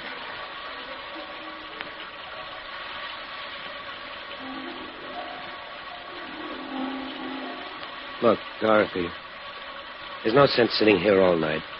It's only a few minutes past 10 o'clock. I'm going to walk up the road a bit. There might be a house or something there. You're not going to leave me here. I won't let you go. Dorothy, we can't sit here in the middle of nowhere for the rest of the night. We're safer here than out there. David, she's probably hiding in these woods just waiting for a chance to kill us. Oh, come on, Dorothy. Why should she be right here when we've run out of gas? Well, why can't she be here? Now, please, stay in the car. Well, it's silly, but all right. Quick, lock the doors from the inside. Why? What is it? Well, now she can't get in here. She's nowhere near us. Oh, don't be mad at me, David. I'm so scared. If she is out there, she can easily smash the window. Don't scare me anymore. I know I'm acting silly, but I can't help it. All right, come here. Let me put my arm around you. There. Oh. Put your head on my shoulder. You forgive me, David. You go ahead and cry. It'll make you feel better. Isn't there some popular music? I'll sing. Pressing their search for the escaped insane woman who has killed 5 persons since fleeing from a Long Island mental hospital. Rain and darkness are hampering the search. Over 100 police are combing the wooded area near Center Moritz. It was near there that an elderly couple was found butchered on a lonely tarred road. In making her escape this morning, the mad woman killed a doctor, a nurse, and... We'll leave it off for a while.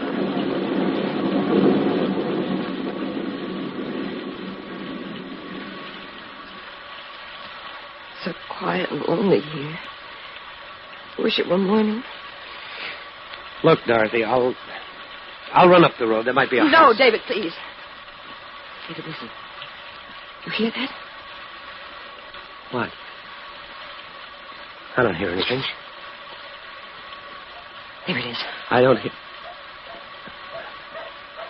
It's a dog. It's a little dog barking. David.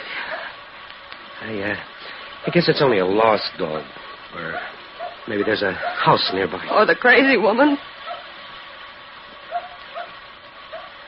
David, she's out there. Something hit the back of the car. It's her. She'll kill us. The door locked on your side? Yes. What if she breaks the window? She's got a cleaver.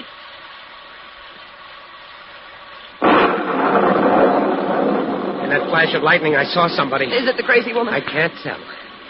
She's lying on the road. Can you see her? Is she still there? It's too dark to see. I'll have to wait for the lightning. I saw her. She's getting up now. She'll kill us. Calm down. What's she doing? Please. I don't know. She must have been running. She didn't see the car and ran right into it.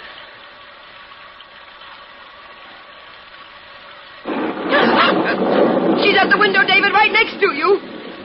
Oh, my Lord, look at her. Get away from that window. Let me in. She's trying to get in the car. Look at that face and her hair. Go away! Let me in. I'm not crazy. The crazy woman is after me. David, don't let her in. Maybe we can scare her. Go away! We've got a gun. We'll shoot. Oh. It worked. She's staring at us. I'm warning you. I'll shoot. David, she's coming back. Please don't leave me out here, please. That woman will kill me, please. David, take your pipe. Hold it like a gun. It'll look like a gun. Where is it? Dorothy, in the glove compartment. Oh, here it is. Look, I've got a gun. I'm going to shoot. She's backing away. Keep going before I start shooting. Oh, David, she's gone. She disappeared. Well, we can't get out now. All we can do is sit here all night and wait for help. Can't you see her? Where did she go? I don't know. She's out there, though. Probably planning on how to get in the car. David, what are we going to do? She's the one I know. But she didn't have a cleaver. She must have dropped it when she ran into the car. Her face all twisted and the hair hanging down. She must be back there looking for the cleaver now. She'll kill us. Dorothy, stop it. She'll kill us. David! David!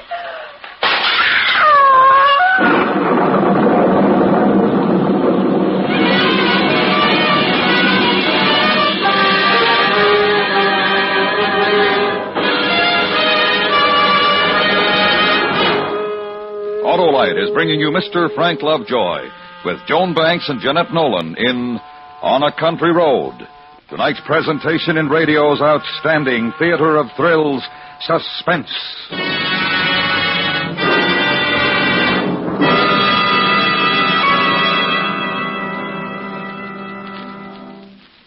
Say, Harlow, about this new Autolite special resistor long-reach spark plug for today's high-horsepower overhead valve engines. Yes, Hap. Does it look like a regular spark plug? Well, almost, Hap, except that it's longer where it fits into the cylinder head. What's different inside, Harlow? Well, Hap, because of the location of the heat-conducting seal, the new Autolite long-reach spark plug can be easily installed. It cools uniformly and performs exactly as designed for its entire long life. But I can't get a set of these new spark plugs for my car, eh, Harlow? Only if you own one of the brand-new cars with a higher horsepower overhead valve engine, Hap. But you can get world-famous Autolite standard or resistor spark plugs. They're built by the same ignition engineers who designed the new Autolite special resistor long-reach spark plug and other great Autolite firsts.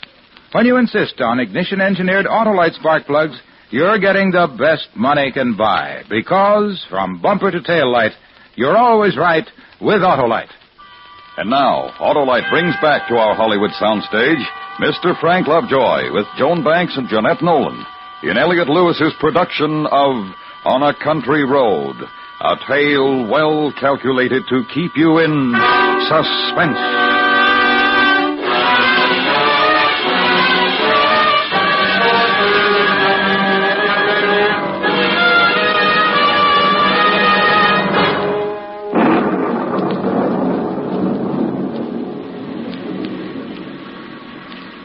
Window, David. She broke the window. Get away from there. Stay out of the car. I'm coming here. Stay out of the car, I warn you. I've got a gun. You wouldn't shoot me. Go away.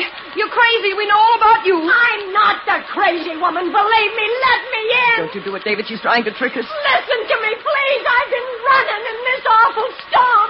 My car is stuck in the ditch back there. How far back? I don't know. It seems like miles. I heard about the crazy woman on the radio. I was afraid to stay in the car alone. Let me in. No, David.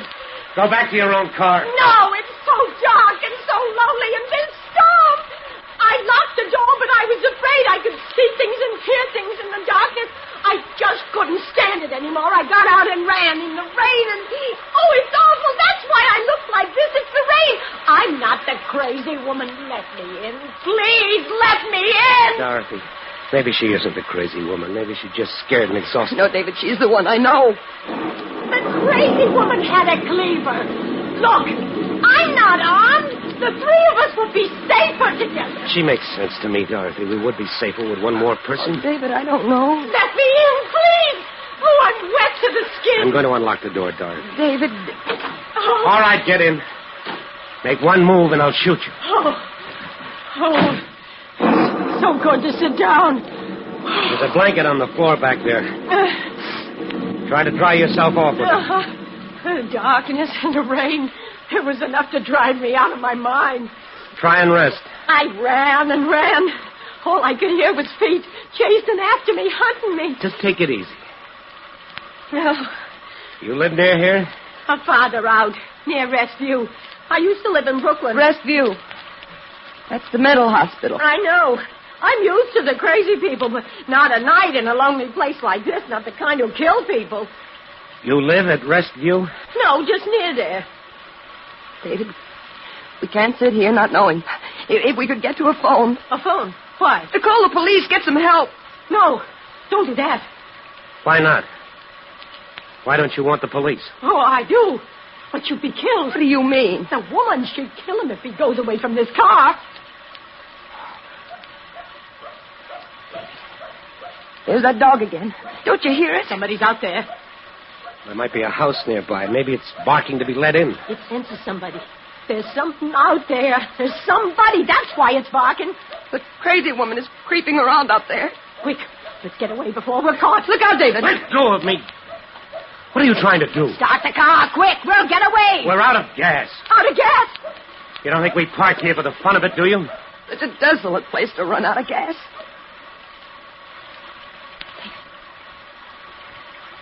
David, it stopped barking. What does it mean? David, we're so helpless. She can kill us easily.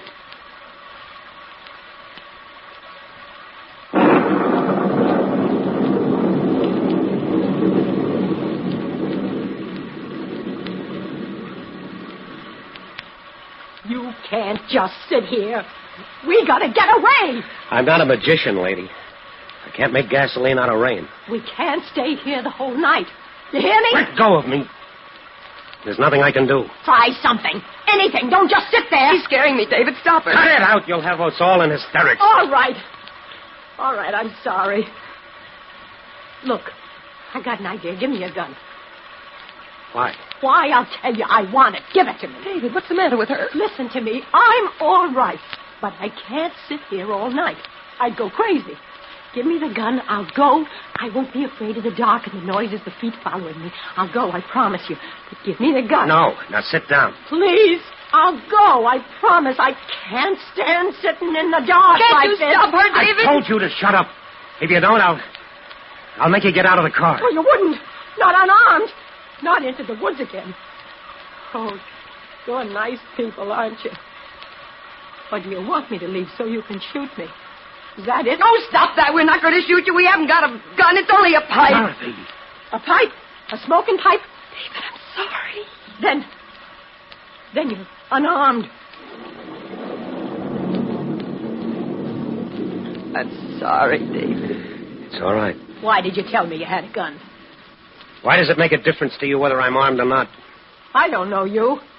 Maybe you two are more dangerous than the crazy woman. Well, I'll tell you what I think. I think you are the crazy woman, the way you grabbed David when you wanted him to start the car. Dorothy, stop it. Don't excite her. Don't excite me. Why?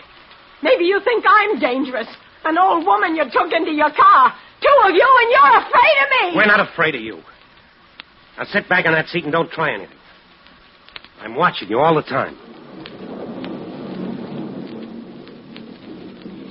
David, the storm is stopping. Maybe now is the time. The time for what? What are you going to do? You two are up to something. Oh, shut up. My wife meant now is the time to go for help. I did not. I meant now is the time for us to escape, David. Can't you see it? She's the one. She's going to kill us. Oh, let her... Stop it. Sit back in that seat. You haven't got a gun. No, but I've got a knife. David. It's my jackknife, but it's sharp and strong.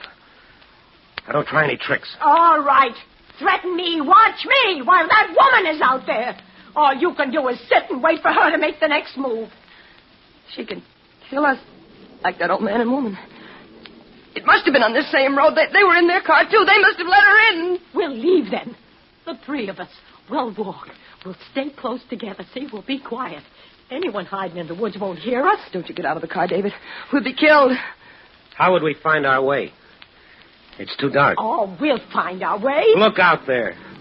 The road is full of shadows. Get her out of the car, David. She wants to kill us. Kill you? If you want to go, why don't you leave? You don't need us. We're willing to stay here until help comes. I'd be helpless alone if I had a gun. Oh, why doesn't somebody come? Where are the police? I can't stand it. Nobody'll come. There's no one in these woods. They're burned out and deserted. Dorothy, honey, please. Oh, it was your idea to use this road. You wouldn't listen to me and stop for gas. I couldn't help it. I got lost. Well, why don't you do something? Not just sit there waiting and waiting. Do something before we're murdered. Are you so help? All right. I'm going to do something. I'll go for help. That's it. Get help. David. In her hand, I saw it in the moonlight. It glittered. What is it? Your wife is hysterical. She was holding it, a long piece of broken glass, long and pointed. See, she doesn't answer. She's just watching us. What's she waiting for? It's from the broken window. That's where she got it. So what if I have it? I'm not going to sit here defenseless. She's going to attack us. Don't be silly. It was all right for you to have a knife. Why can't I be armed for whatever may come? Give me that broken glass. Give it to you? You think I'm crazy? You couldn't protect us from anything. David, what are you doing? Why are you climbing over the seat? I won't. I'm through letting my wife be terrified. Now give me that glass. Stay away from me! Once I'd left the car, you were going to butcher my wife with that broken glass. No! David! Give me that glass! Are you crazy? Let me alone! Oh, David, don't let her free! She's strong. She's got my arm. You'll kill me! Drop that glass! She dropped it, David. She dropped it. You both gone crazy. Trying to kill me! Like you were going to murder us? I wasn't! Don't let her get free. I can't hold her. She's strong. If you have a knife, then I'll have glass. Hold her, David, hold her. I can't much longer. I'm not crazy. Please believe me. Just give me the knife. That's all. She's got my throat. Children. Your knife, David. Use your knife.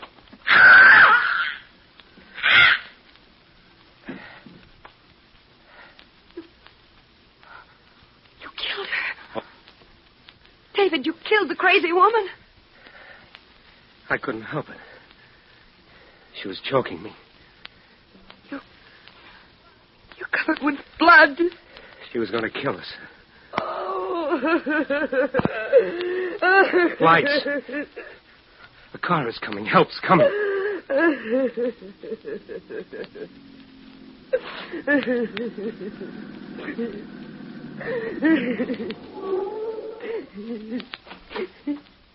Hey there. You in the car. Why are you parked here? Oh, it's the police at last. We ran out of gas. The crazy What woman... a night to run out of gas. You couldn't have picked a better spot. What with that woman running around loose? Officer, we wanted to tell you. Farmer up the road called us. Said his dog's been barking at something. We caught her. Oh, who'd you catch? The crazy woman. She's in the back seat, dead. What? Oh, she's alive. Badly hurt, though. She was trying to kill us. We fought. Well, we'll get her to a hospital. You come with me. It's lucky you didn't kill her. We captured that crazy woman a half hour ago. I don't know who this lady is. Now, come on. Give me a hand with her.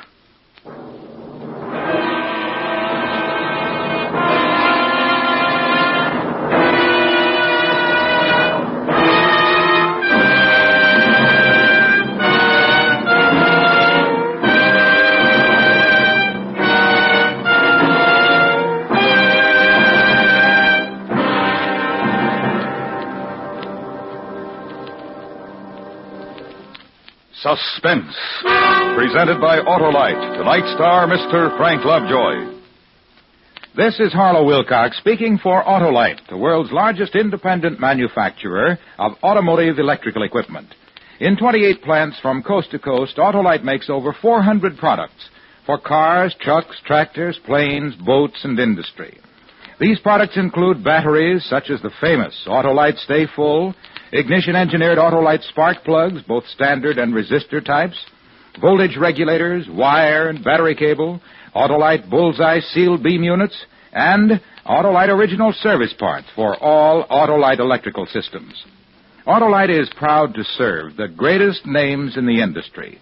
So, from bumper to tail light, you're always right with Autolite.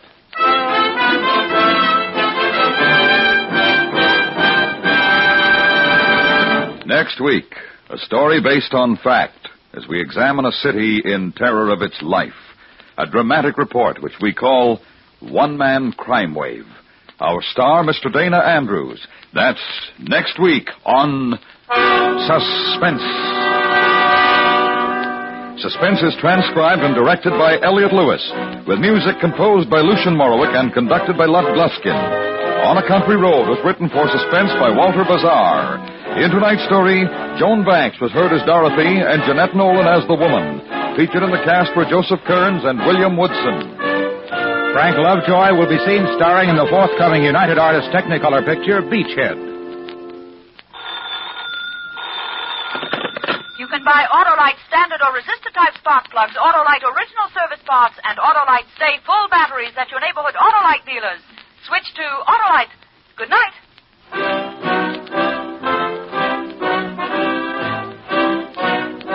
This is the CBS Radio Network.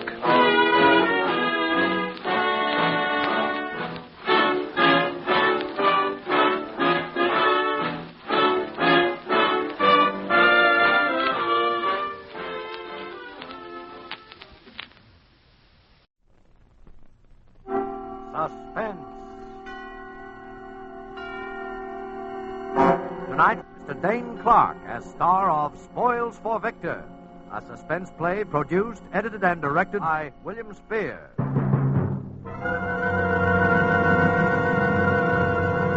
Suspense.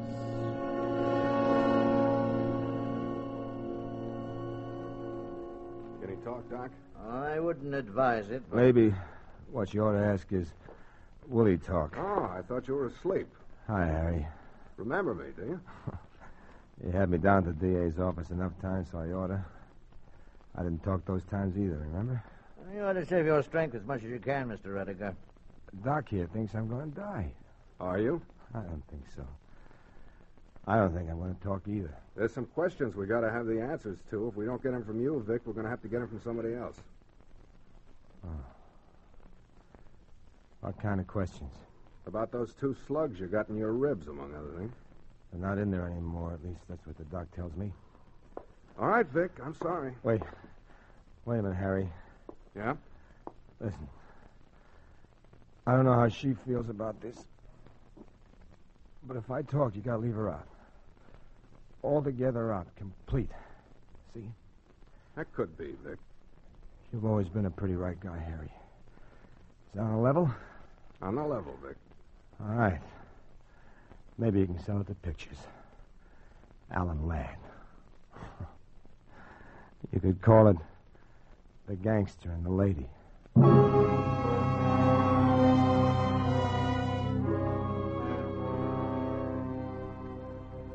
You know the mob. Bonnie Bernard, Pinky Roberts, and the rest. As far as they're concerned, it doesn't matter much now what I tell you, I guess. We were never big operators, nothing really big time, but we always had plenty of money in our pocket most of the time. But this time I'm talking about, the dive had been pretty long. My pants were getting shiny in the seat, and my shoes were getting holes from walking instead of riding, and even Barney was getting a little rusty looking.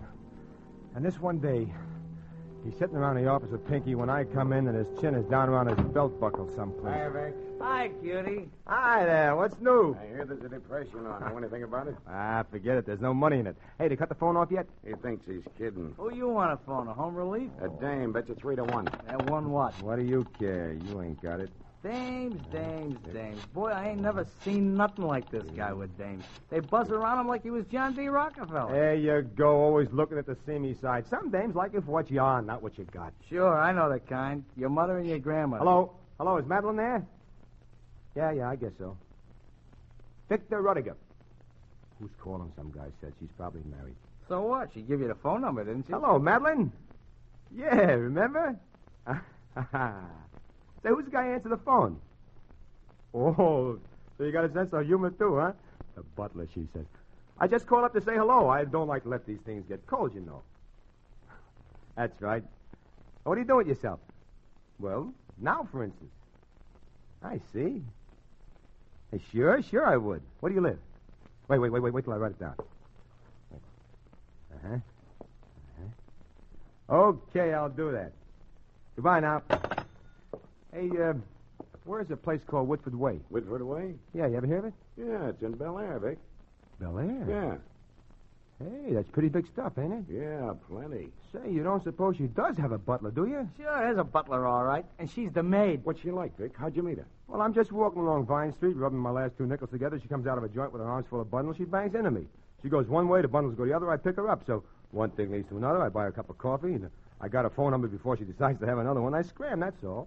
Nothing special, but she looks like she wouldn't try to promote you for much more than a ticket to the movies, and that's the best offer I had all week, so I gave her a ring.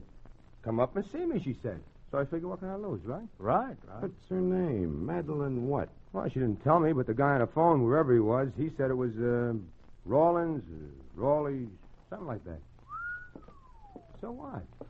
You don't read the papers much, do you, Vic? I guess I know where the horses are running as well as the next guy. Why? Is that her? That dame in the picture, is that her? Yeah. You see what it says? Madeline Rawlins opened up Bel Air home. Wealthy sugar heiress whose personal fortune makes her one of the world's richest girls. Holy smokes! You ought to keep up on those things. That's her, all right. That's her. her. Of all the dumb luck, boy, you got it. Yeah. Hey, I might be able to shake a little of that sugar out of there at that, huh? That's the trouble with you, Vic. You think too small. Sure, what you want to do is marry the dame. Well, what's so funny about that? Maybe I've been underestimating your talents, Vic. All right, funny man, what? Funnier things have happened, Vic. Are you kidding? No. Ah, Bonnie, be yourself. So maybe the dame does go for me for a couple of weeks. All right, a couple of months. Because I'm different from the guy she's been going around with. But take a guy like me serious? Nuts. Maybe we could do something about that so you wouldn't be so different. So what? So what if I even if I did marry the dame? Do you think I could stick up with a setup like that? I'd be out of my ear in 6 months. A lot could happen in 6 months, Vic. Nothing that I couldn't make happen in 6 weeks and without any marrying. Oh, yes, it could, Vic. What? Something could happen to her. Like what? Like an accident. Accidents happen all the time. And they got community property laws in this state. Oh? See? Nothing doing. Okay. You're going out to see her, though, ain't you? Yeah, I guess so. Yeah. You might need it. Thanks, bro. 50. What's that for? I just want you to make a good impression on the girl, that's all. Thanks. And think about it, Vic.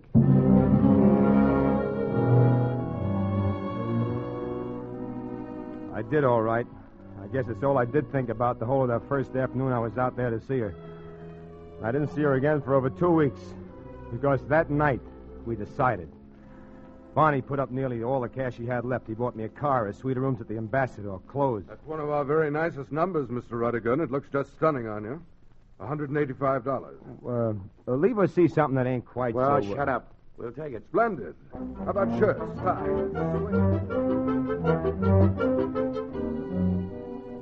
I went around places. We hired a publicity agent. I was supposed to be a wealthy young oil man. We even hired a guy to try to teach me to talk better. All right, Mr. Rudiger. Repeat after me, please. The house of Murphy features turtle soup and oyster stew. No, Mr. Rudiger. You have it just backwards. Yeah? Turtle soup and oyster stew. Turtle soup and oyster stew. Again, please. The house of Murphy features... No.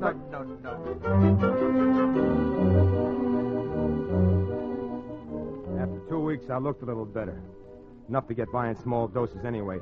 And I began to go out and see her again. And after 2 months, I wouldn't have known myself because I was standing in a striped pants and a cutaway coat in church. And she was standing there beside me. And the minister was standing in front of both of us. Do you, Victor, take this woman to be your lawful wedded wife? To have and to hold, to love and to cherish from this day forth? For better, for worse, for richer, for poorer, in sickness, in health, until death do you part? I do. Do you, Madeline, take this man to be your lawful wedded husband? And all the time, all I could think of was that it was funny. And kind of tough, too, when you stop to figure how a woman is supposed to feel at a time like this. That when she spoke those two little words, she'd be signing her own death warrant.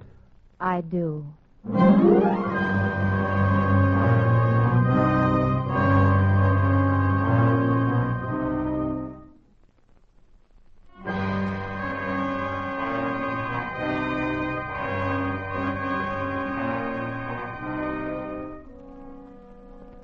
In 6 months, Bonnie and Pinky and me were going to be rich. And she was going to be dead. I didn't have any feelings about it at first. Inside of me, I was feeling like an old stray dog that just found a swell home. I was tired.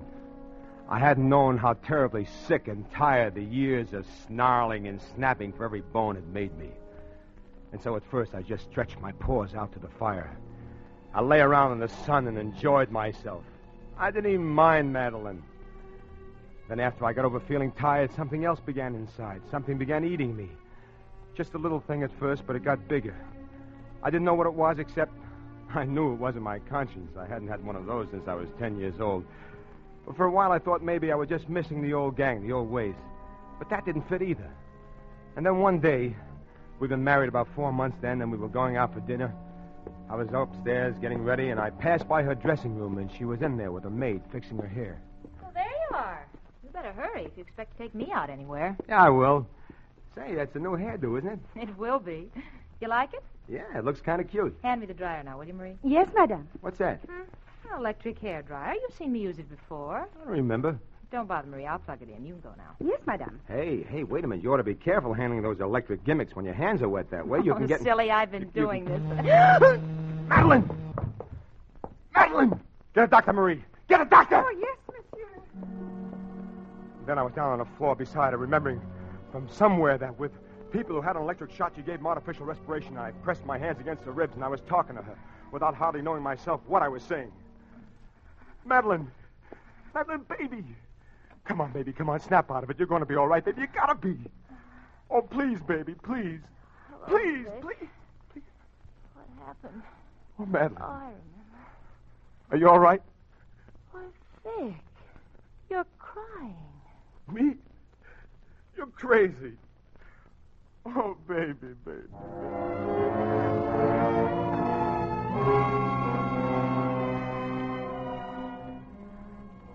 So there it was. So now I knew. Because if I just stood there, she'd have died. But I couldn't stand there. Not for all the money in the treasury could I have stood there.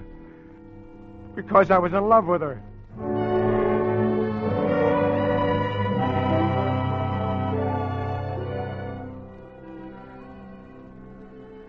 I tried to keep my mind on all that money and what I could do with it. I tried to tell myself that no dame was worth that much to me or to any other guy. And all the time I was going nuts. I wasn't fit to be living with wild animals, to say nothing of a girl like Madeline. Vic, have you decided about going up to Arrowhead this next weekend? What? Huh? Vic, please put down the paper and listen to me. Where are you going? Business. I got a little deal. Oh, it must be quite a deal, Vic, to make you feel the way you have been lately. It is, Madeline. Quite a deal.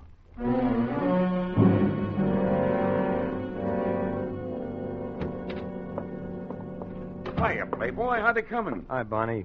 Hi, Pinky. Hi, kid. Hey, you're looking great. Not that you hadn't ought to be. Yeah, we missed you, Vic. But we've been reading all about you in the society columns. Yeah, you've been living up there on the fat of the land for quite a while. Yeah. Pretty near 6 months, Vic. That's right. So we've been sort of expecting you. That's what I figured. That's why I come.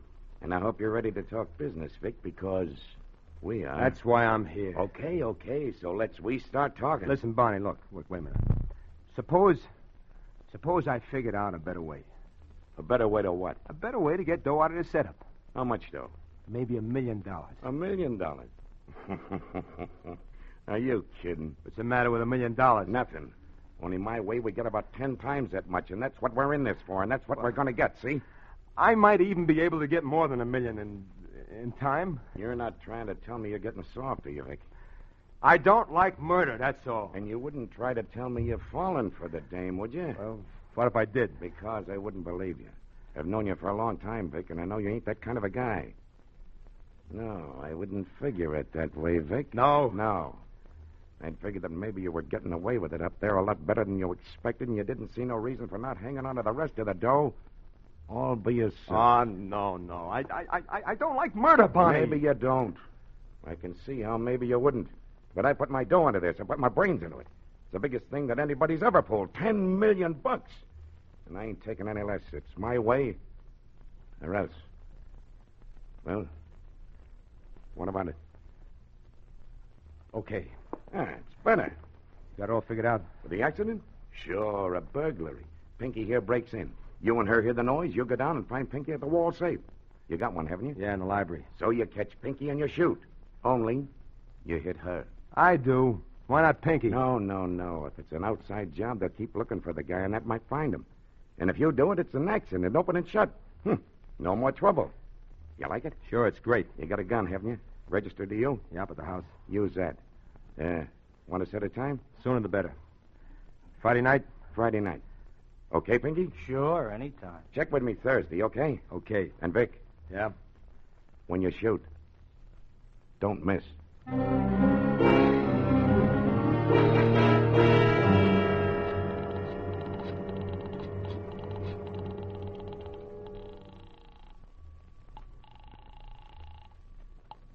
Hello?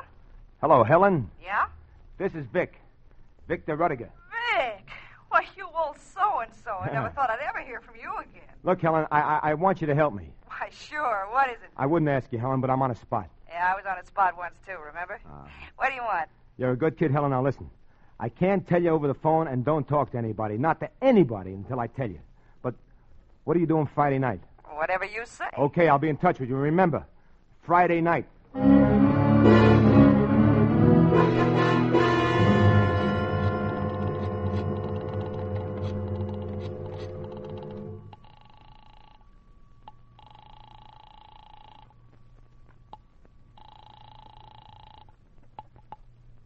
Yes? Hello, Madeline. Well, Vic. Look, hon, look. I think Arrowhead this weekend would be a great idea. What do you say? Well, Vic, that's wonderful. Well, I'll start getting things ready right away. When were you thinking of leaving? What about first thing Friday morning? Well, Vic, fine. Well, that's wonderful, darling. Friday morning.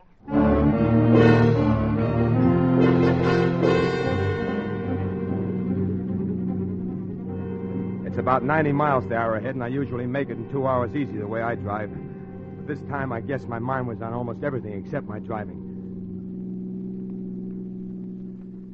You made up your mind pretty suddenly, didn't you, darling? About what? About coming up here. I don't know. Vic, please, not so fast on these turns. Fast. It was too slow a while back. Oh, a while back it was too slow. You were crawling. Why'd you tell the servants to go away for the weekend? The way I didn't tell them to go away. Well, the way you said it, it meant that. Well, we were going to be away. I figured they might like a little vacation, too. Oh, I see. Vic, what is it? What's what? What's the matter? Nothing the matter, Madeline. It's just business. Business, that's all. Victor, I don't believe you. What do you mean? I mean, I don't believe it's business. I believe it's something else. Well, what else could it be? I believe it's something about you and me. Oh, it isn't. It isn't, Madeline. It isn't. It's a deal, that's all. And it'll all be over by a few days. Will it? Of course it will. Vic, I love you. I could never fool myself about that. I'd do something awful if anything ever came between you and me. Anything or anyone. I know, Madeline. You don't want to talk about it, do you? I can't, Madeline. All right. Remember, anything or anyone.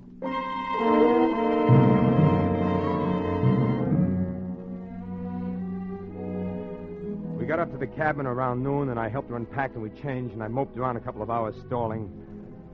And then I knew I couldn't stall much longer, and I'd have to come out with it. Rick, I thought we were going to go riding after we had... Madeline. What? Madeline, I just thought of something terrible. What? What is it? I got an appointment to see a guy tonight in town. Oh. Oh, I don't see how I could have forgotten it, but it's terribly important. I'll just have to go. Yes, I suppose you will. But I'll be back first thing in the morning. I'll have to take the car, but they'll loan you a station wagon at the hotel if you're going to be going anywhere. Yes, yeah. Will you be staying at the house? Oh, yeah, sure. Oh, Madeline, don't look at me that way. Please, you understand how it is, don't you? Yes, Vic, I think I do.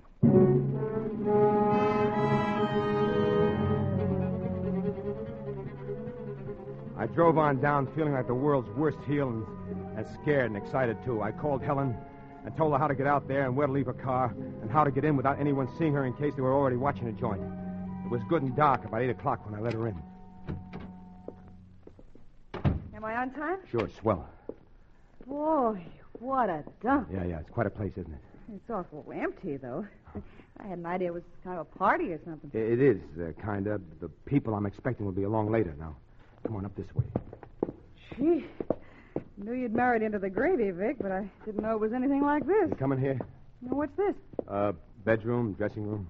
So this is what rich people call a bedroom.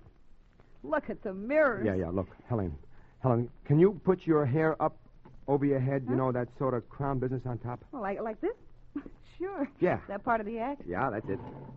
And while you're at it, put on this nightgown, will you? And the dressing gown, too. And there ought to be some slippers in there that will fit you. Now, wait a minute. Oh, now, wait a minute, Helen. It's nothing like that. I'll wait outside.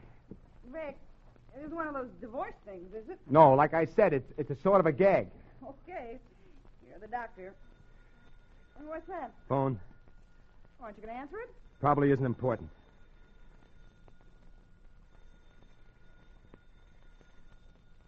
Oh, what do you suppose it could be? I don't know. Vic, it might be your wife. Yeah, it might be. Well, for heaven's sakes, why don't you answer I it? can't answer it. Oh, all right. Oh, gee, these things of your wife's a darling. How do I look, huh? You look just about right.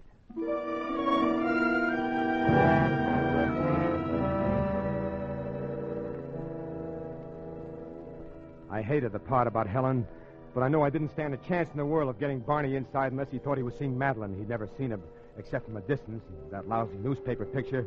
And what with the hairdo and all, Helen looked pretty good. And after a while, I went around the house. I put off all the lights, and after that, we had to sit in the dark. I didn't even dare talk to Helen anymore. Pretty soon, she just went to sleep. And I waited. I heard the clock in the downstairs hall strike 4. And then right on the dot, I heard what I've been waiting for. Helen, wake up. What time is it? Come on, the people are here. Yeah, all right. Aren't you going to put on the lights? When we get to the library. Now, you stay right behind me, and as quiet as you can, and I'll shine the flashlight so you can see. I can see. And when I go in, you come in right behind me, close the door, and just stand right there, right against the door. All right. All right, here we are. All right, Pinky, drop that gun. What's the idea, Vic? Just not taking any chances. Drop it! Now, kick it across the floor, over to me. Barney outside? Yeah. Alone? Yeah. I want you to go to that side door where you came in and whistle to him. And when he shows, tell him we need him in here. And that's all. Anything more and I shoot. Understand? This ain't right, Vic. When this happens, I want Barney in here. Just in case. You wouldn't want you and me to be the only suckers, would you? That's right, too. All right.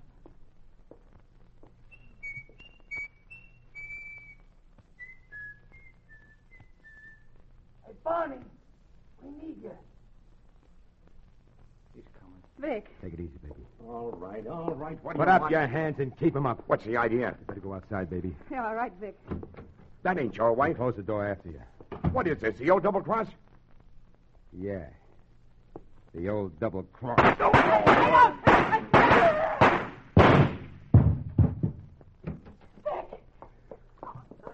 Oh, Vic, you killed him. They broke into my house. They were burglars. But that's Barney Bernard. They broke into my house. Oh, Vic, I don't want to be mixed up in anything. You're not going to be mixed up in anything. Nobody saw you come. Nobody will see you go. Is that why? I mean, your wife's nightgown is... I'm sorry. I couldn't tell you more. I can't tell you now either, but you better get your things and scram. I've got to call the cops. All right, Vic. What's that? Madeline. I told you what I'd do, Vic. Madeline! Put down that gun. Listen, will you? Anything or anyone. Madeline!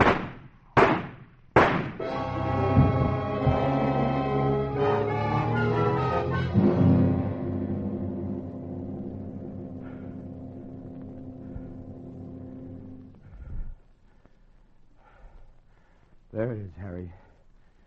But remember, you said the DA's office would lay off her. That's right. You better lie down there. Look, Harry, do you think the way it was, it might make a difference? How?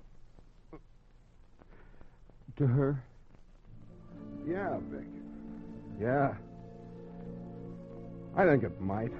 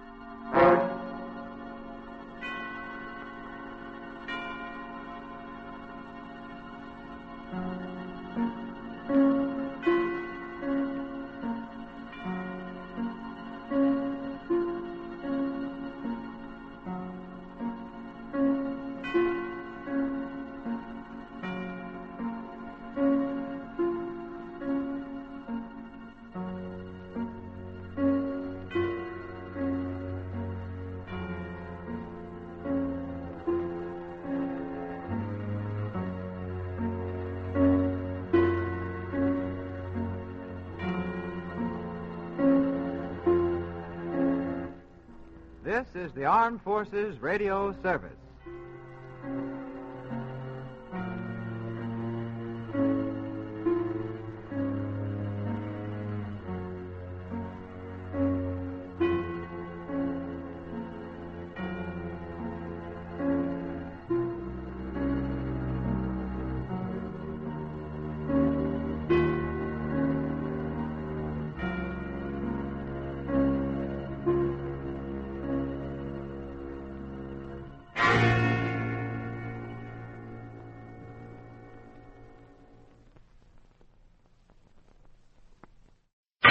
Suspense, radio's outstanding bit of thrill. Tonight, Suspense brings you Mr. Howard De Silva as Homicide Lieutenant Ed Harvey in You Take Ballistics, Cornell Woolrich's remarkable study of the police mind at work, which is tonight's tale of Suspense.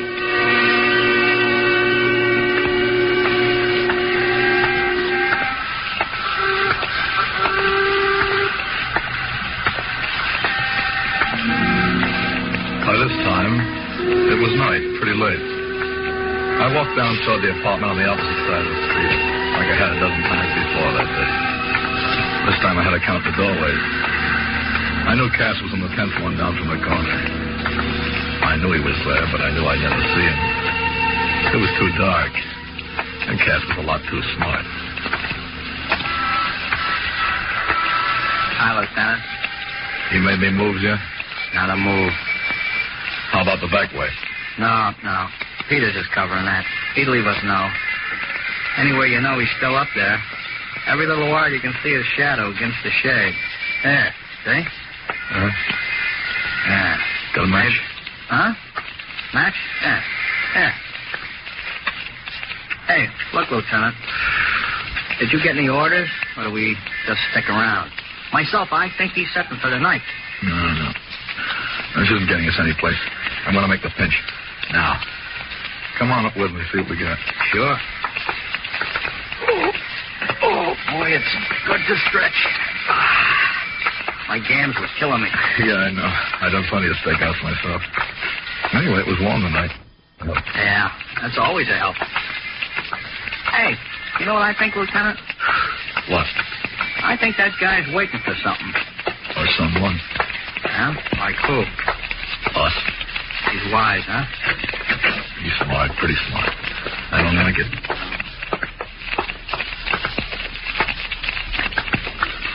Yes, sir, gents. Coleman, Clarence Coleman, take us up. Yes, sir. I need a shave. Huh? Oh, you don't look bad. How long has he been living here? You. How long has Coleman been living here? Huh? Oh, Mr. Coleman? 2 or 3 years. Second door We to know your... the way. What a dump, huh? Yeah. Hey, Lieutenant, you think No, God, he won't give us any trouble. He's too smart. Your name, Coleman? Yeah. We're from headquarters. Okay. You want to come in or you just want to talk to me where you are? We want to talk to you downtown, but first we want to come in. Come on in. Nobody's stopping you.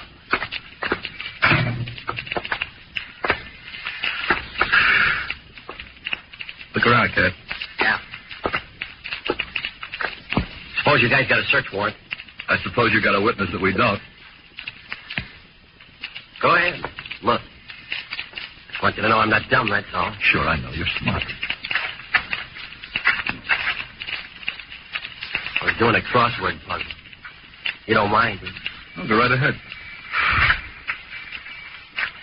Get that one down before I forgot. Hey, Cat, you find it? No.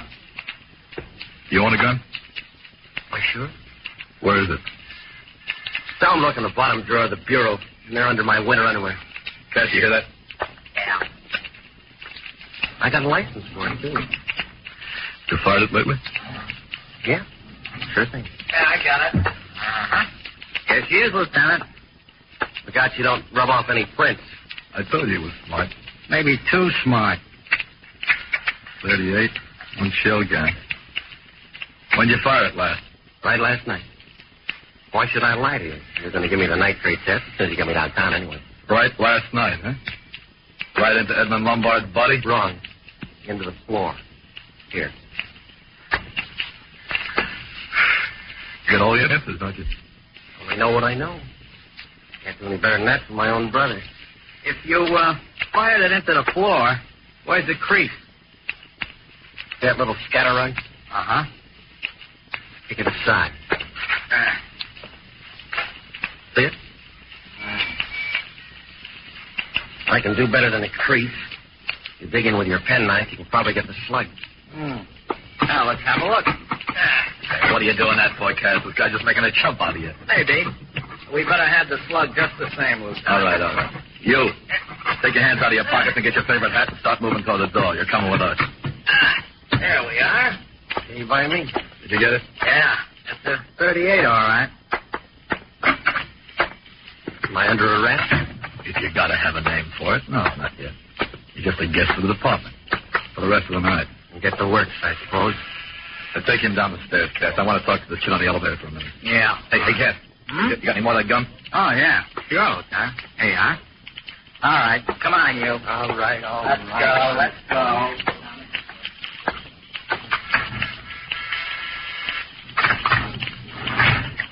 Yes, sir. You got a match?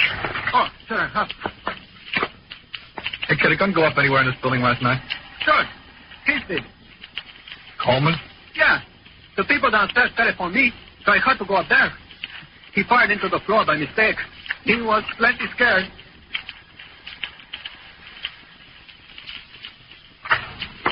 Hey, he in trouble? I don't think serious. Little thing called murder.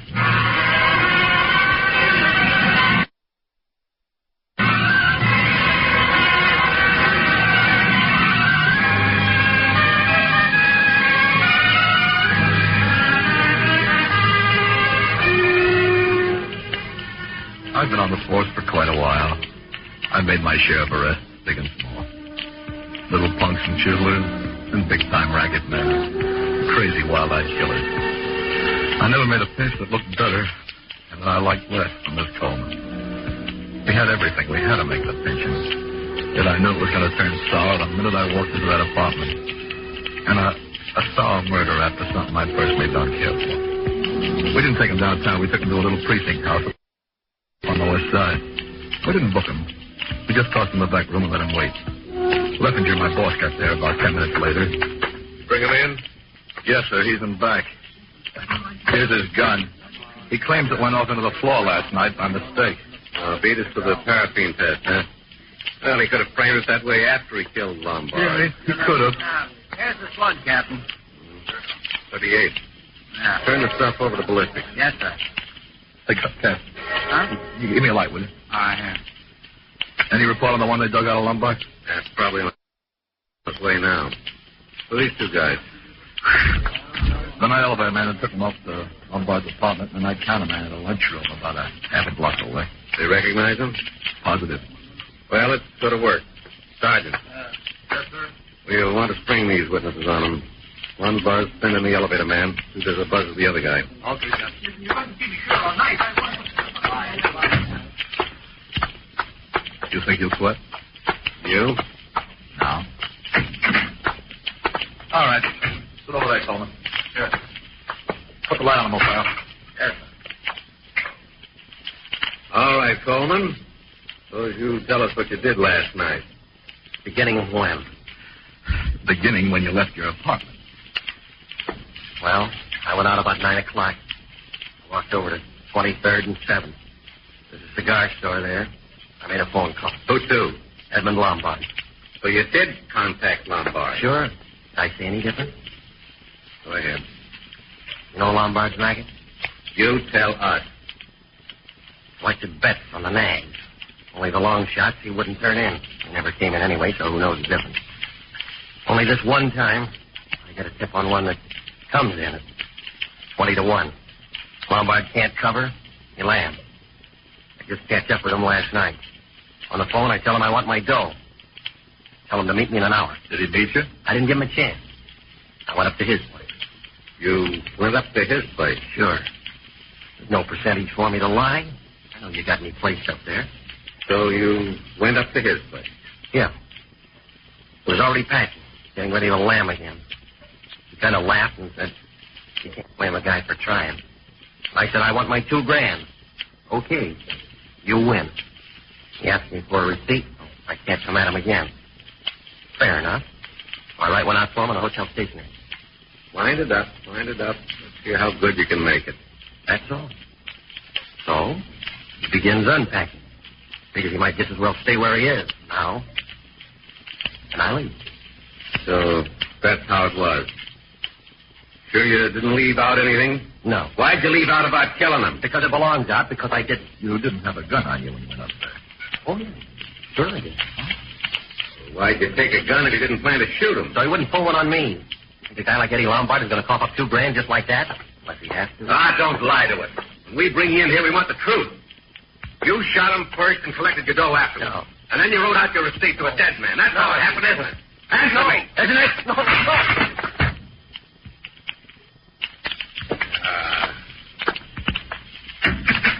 Dad. Never mind those witnesses. You spiked them for us. Come in here and give us a hand. Sure.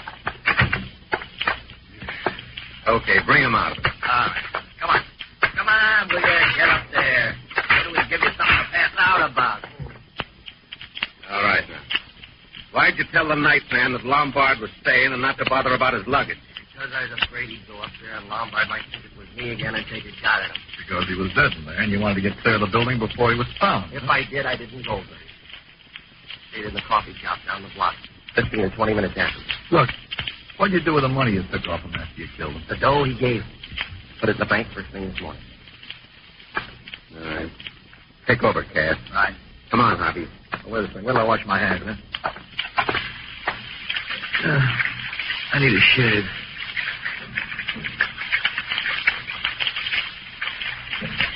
Come on. All right. See you later, Cass. Yeah, okay.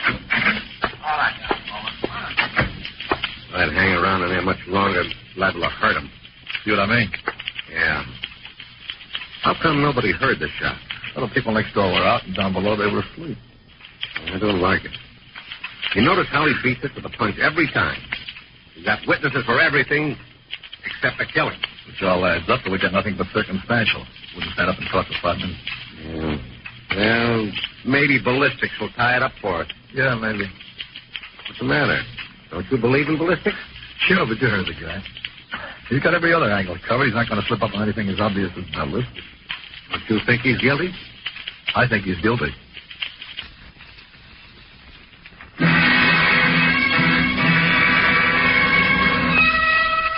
I went up to Coleman's apartment. I hate this part of the job. There's always the off chance that it may turn up something, so it has to be done. But 9 times out of 10, it doesn't give you a thing. Then this time, either there's a lot of junk. Now, living room items. Crossword puzzle he'd been working on, the pencil stub, the butt of the cigarette he'd been smoking, and the package it came out of. Bathroom items. Usual assorted stuff in the medicine cabinet and 15 rusty razor blades under the bathtub. Kitchen items. 3 empty beer bottles and some very lively cockroaches, assorted sizes. Bedrooms items. A bureau full of linen and 3 suits in the closet. One of them was the gray number he'd been wearing the night he called on Lombard. There was nothing in the pockets but a Canadian dime, a faded snapshot of a faded blonde, and a book of cigarette paper. I put the stuff from his pocket in a regulation brown envelope for no good reason. Went back to the precinct. Leffinger was still there, biting his nails. How'd you get anything? If I did, I don't know it. How's he doing? How's he doing? How we doing? Lousy. Yeah, so far. You're still sure of him, huh? I was never so sure of a pinch in my life. Yeah. Well, listen. I'm going to let it go through on circumstantial. Ballistics will be sure to match his gun to the slug that killed Lombard, and that's enough to do it without anything else. I don't know. Hey, what are you Yeah? Yeah, this is Leffinger. Well, it's about time. Well, you know where to reach me. I told you I was going to bring him out here. Yeah. What? Yeah. Okay.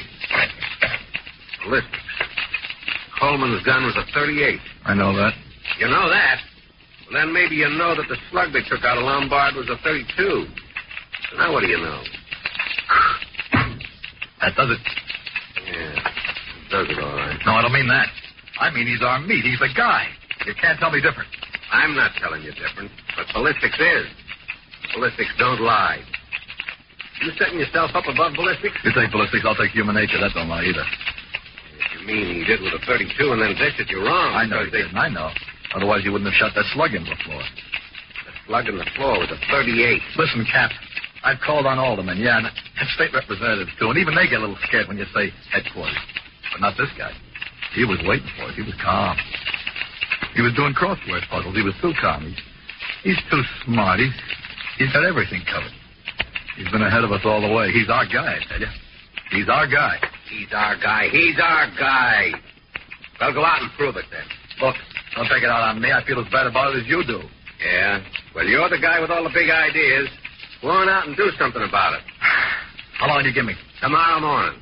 Can't hold them forever without booking them, you know. Tomorrow morning? What am I going to do at this time of night? Make it no, will you? Give me a chance anyway. Yeah. All right. And I'm stretching it for you. Thanks, Captain. Hey, listen. You're not holding out on me, are you? I wish I was. I don't know a thing more than you do, Captain. I just know it's got to be our way, that's all. Yeah.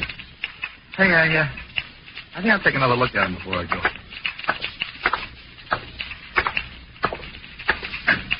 Oh, now, listen, Coleman. We know you did it. Why don't you make it easy for yourself? Make it easy for you coppers, you mean. I know you guys. Anything for a pinch. What do you care if you got the wrong guy? All right. Okay, Cass. Okay, you can lay off. You got something? Yeah. Slug that killed Lombard was a .32. His gun's a .38. Huh? Throw him in a cell. We'll probably have to turn him loose in the morning. Morning? What's the matter with tonight? What's the matter? Don't you like it here? All right. But you'll have a sweet case of false arrest in your hands by morning. Remember that, copper, when you're back pounding a beat. Oh, I won't forget. You're smart. You got a match? Want a cigarette? I got my own. Go ahead, have one. I wouldn't take a smoke from a copper if it was the last one before I die. You may have a chance to prove that someday. Yeah? Yeah, when you go to the electric chair.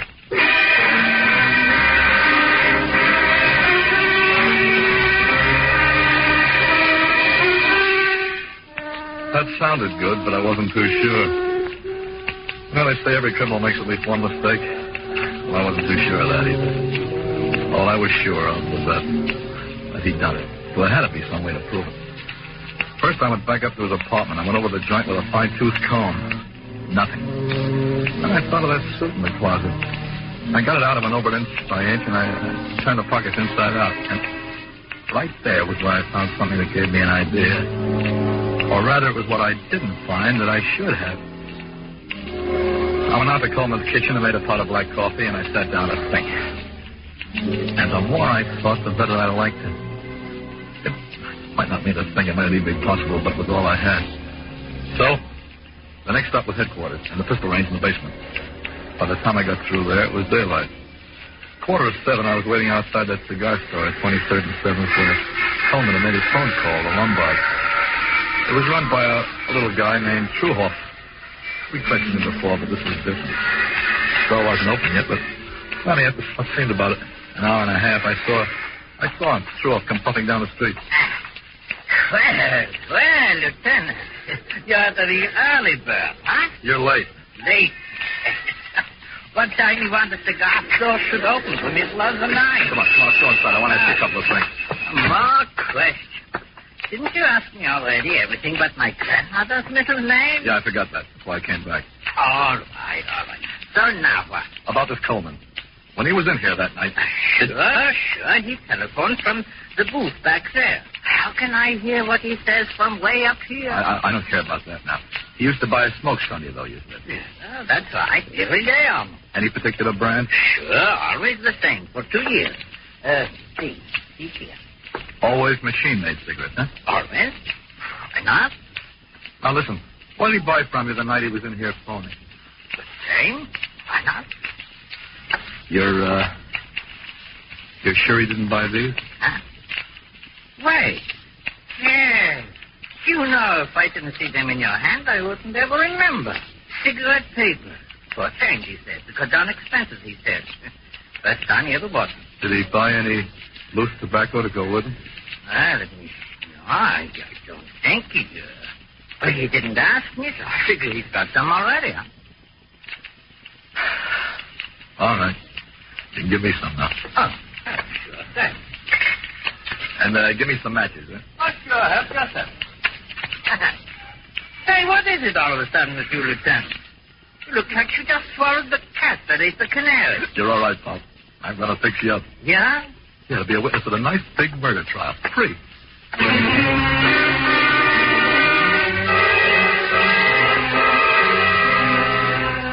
I went back to the precinct, but Leffinger had moved him to another one on the east side on account of the 24-hour detention law.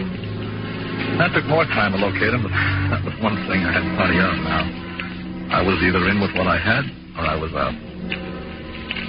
Suddenly I felt tired. Tired as an old dog. I tried breakfast, but that didn't help much, so I went on over to the east side. Leffinger was right on deck and cranky as ever, but I could see he was worried. We'd had this guy pretty nearly 48 hours, and the cops don't like breaking the law any more than the next guy. Well, where you been all night, Bright Eyes? Looked like you slept at a park bench.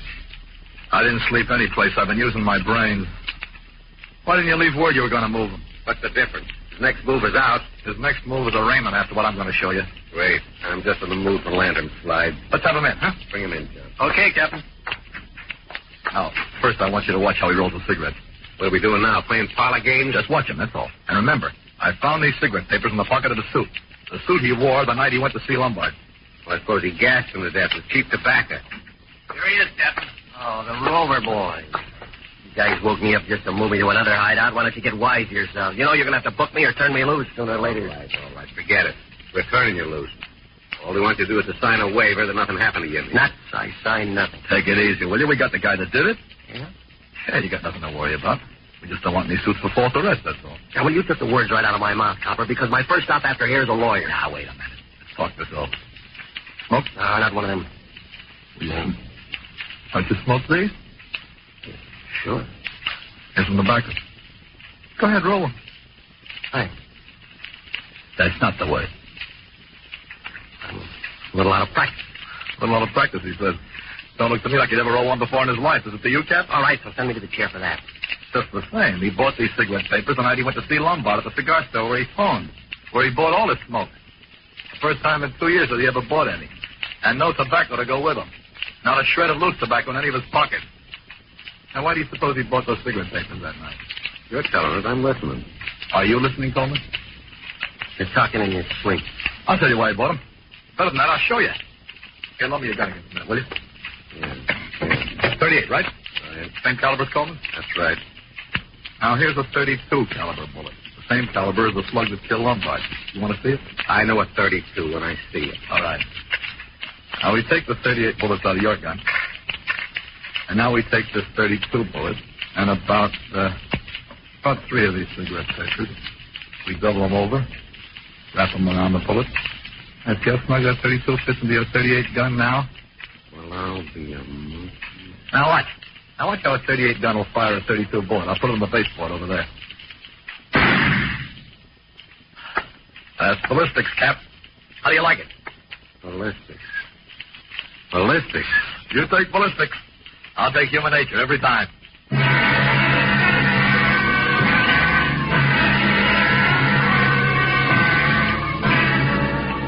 3 months later, Coleman went to the chair. Whether he took a cigarette from a copper or not before he died, I don't know. And I don't care.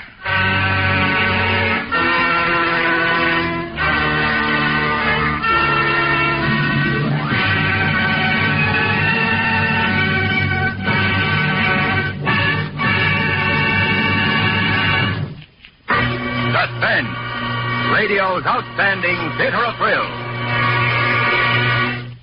This is the United States Armed Forces Radio Service, the voice of information and education.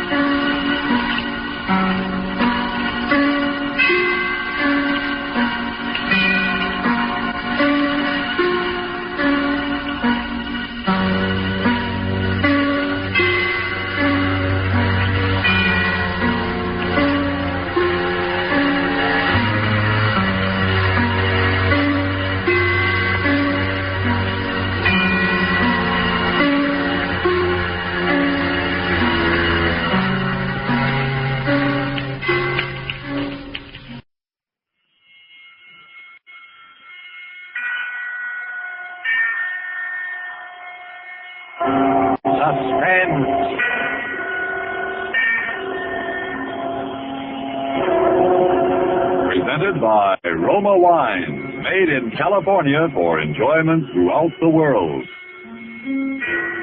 This is the Man in Black, here for the Roma Wine Company of Fresno, California, to introduce this weekly half hour of Suspense.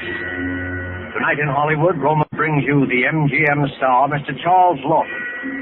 The suspense play which stars Charles Lawton, and which is produced and directed by William Spear, is called Wet Saturday. This remarkable and sardonic story is rather difficult to describe. It most certainly isn't a whodunit. Is it, Mr. Lawton? No, it definitely isn't. The question involved is not at all a matter of who done it. It's a matter of whether or not the who done it is going to get it in the neck. And if not, then who is, regardless of who actually done it. It's very complicated. Very well put, sir. And now, with Wet Saturday, and with the performance of Charles Lawton, we again hope to keep you in suspense.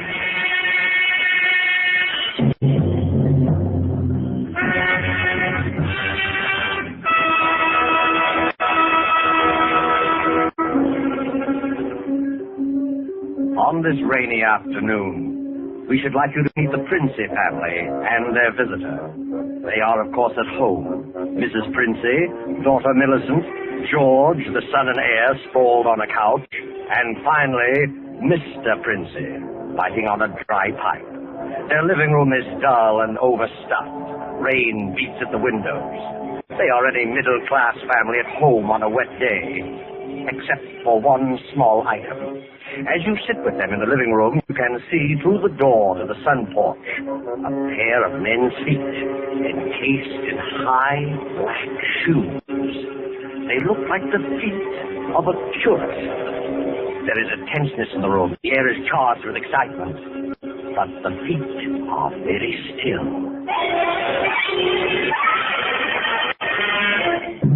But don't keep staring at them. Listen to me, all of you.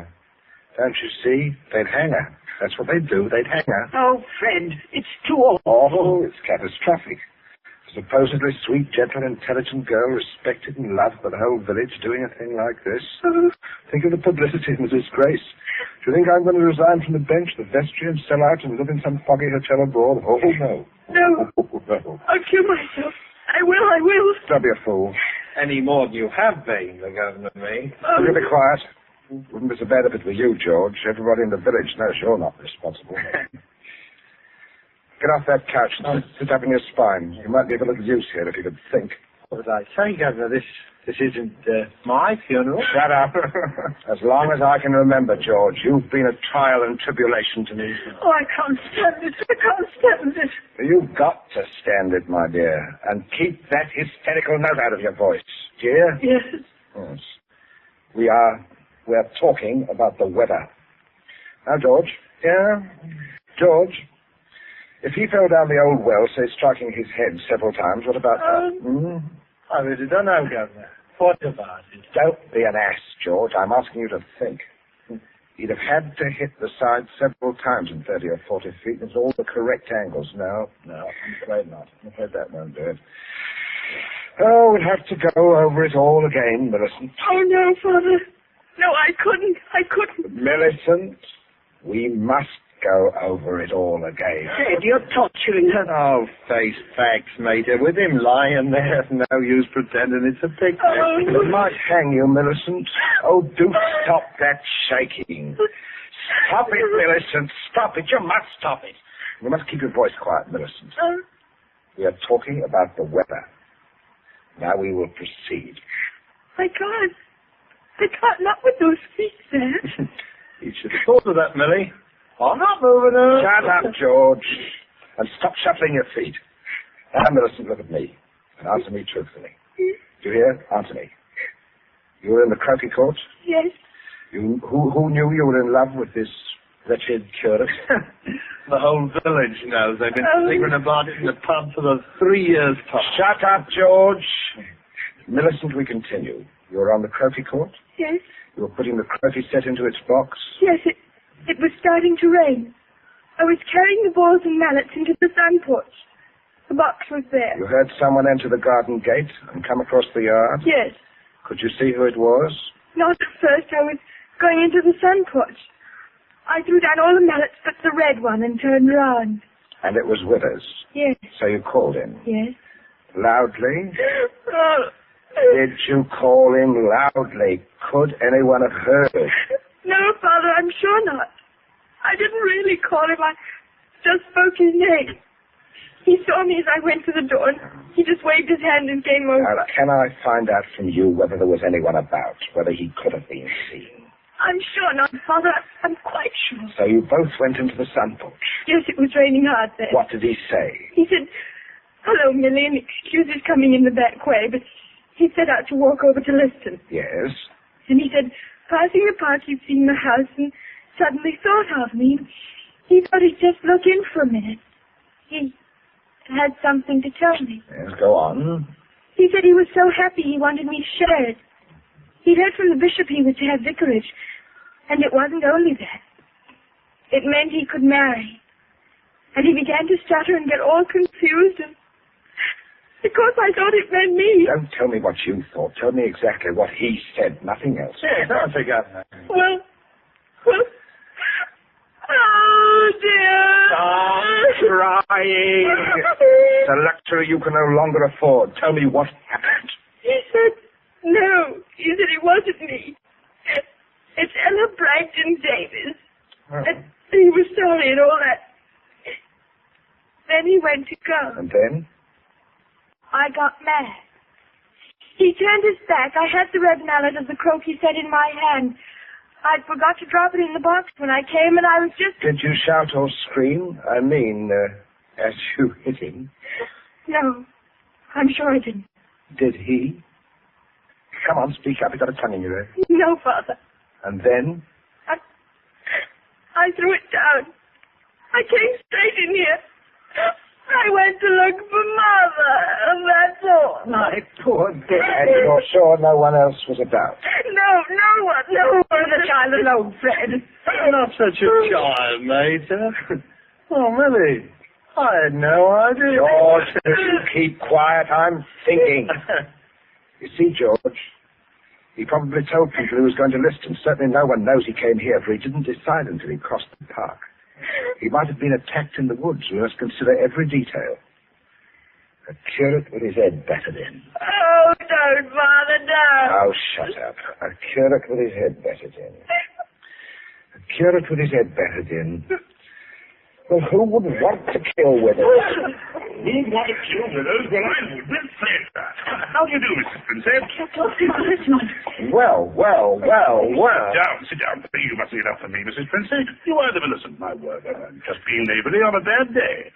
I wanted to ask you about those dahlia bulbs, Princey. I took a shortcut on account of the rain and walked right in. I knew you wouldn't mind. He heard you, Father. Well, we can all have our little jokes, can't we? Don't you pretend to be shocked. This way, Smollett. This chair facing the fireplace, old man. Sit down, Mother. Just straightening the curtain to the front porch here. It looks so gloomy out there. Might as well shut the rain out. Well, we were just talking about a little theoretical curate killing, Smollett. Young people these days like thrillers. Personicide?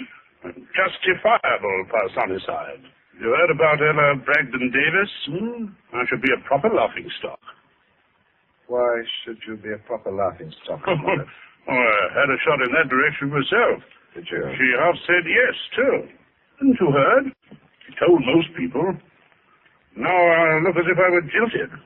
Too bad. Oh, fortune of war. Yes, fortune of war. Yes, odd how that happens, isn't it?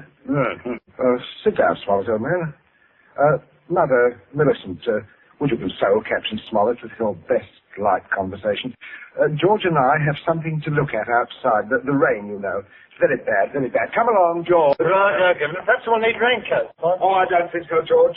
Just make yourself at home, Smollett. Make yourself at home, old boy.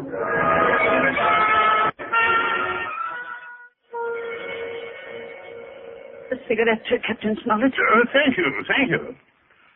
Nasty day to be going out. Oh, it's something about the old well just off the front porch door, you know. This terrible sudden weather seems to have loosened some of the stones. Too bad. Too dash bad. Spoils the tennis and the croquet. I mean, a day like this, doesn't it, Millie? Yes, it does. She was practicing out on the croquet court earlier. But do pull your chair nearer the fire, Captain. It was so damp we thought it would be cozy to light it. Thank you. I'm quite comfortable. I hope you don't feel too bad about Ella Bragdon, Davis. Oh, can't always win, you know. Can't understand what you women see in these bloodless clerics. Oh, I always thought Mr. Withers is a very charming man. I quite agree, but why should anyone want to marry him? You wouldn't want to marry him, would you, Millie? Not now. That is, I used to... Oh, no, of course not. Molly.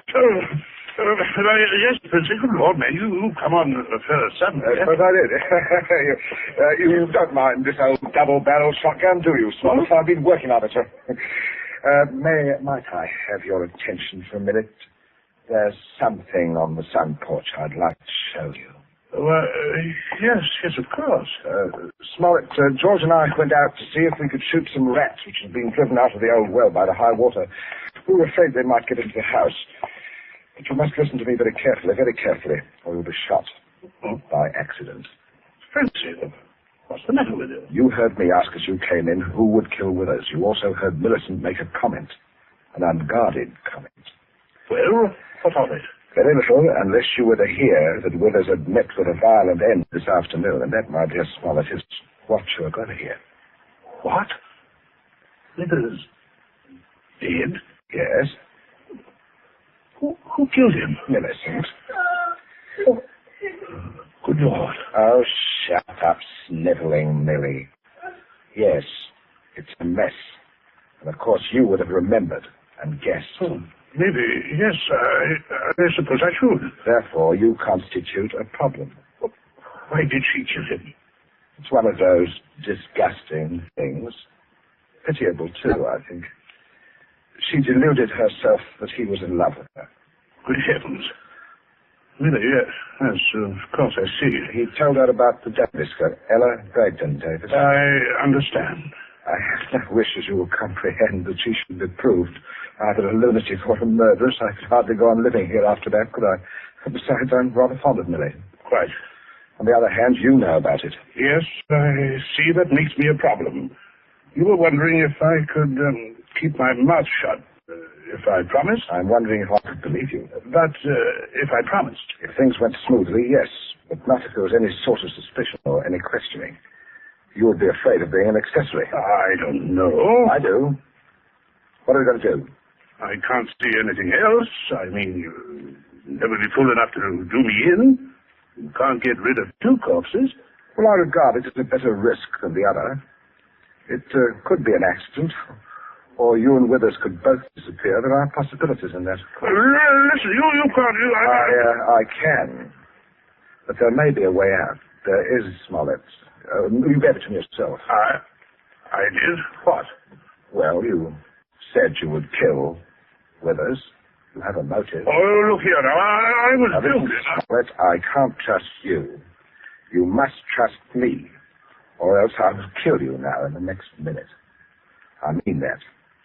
You can choose between living and dying. Go on.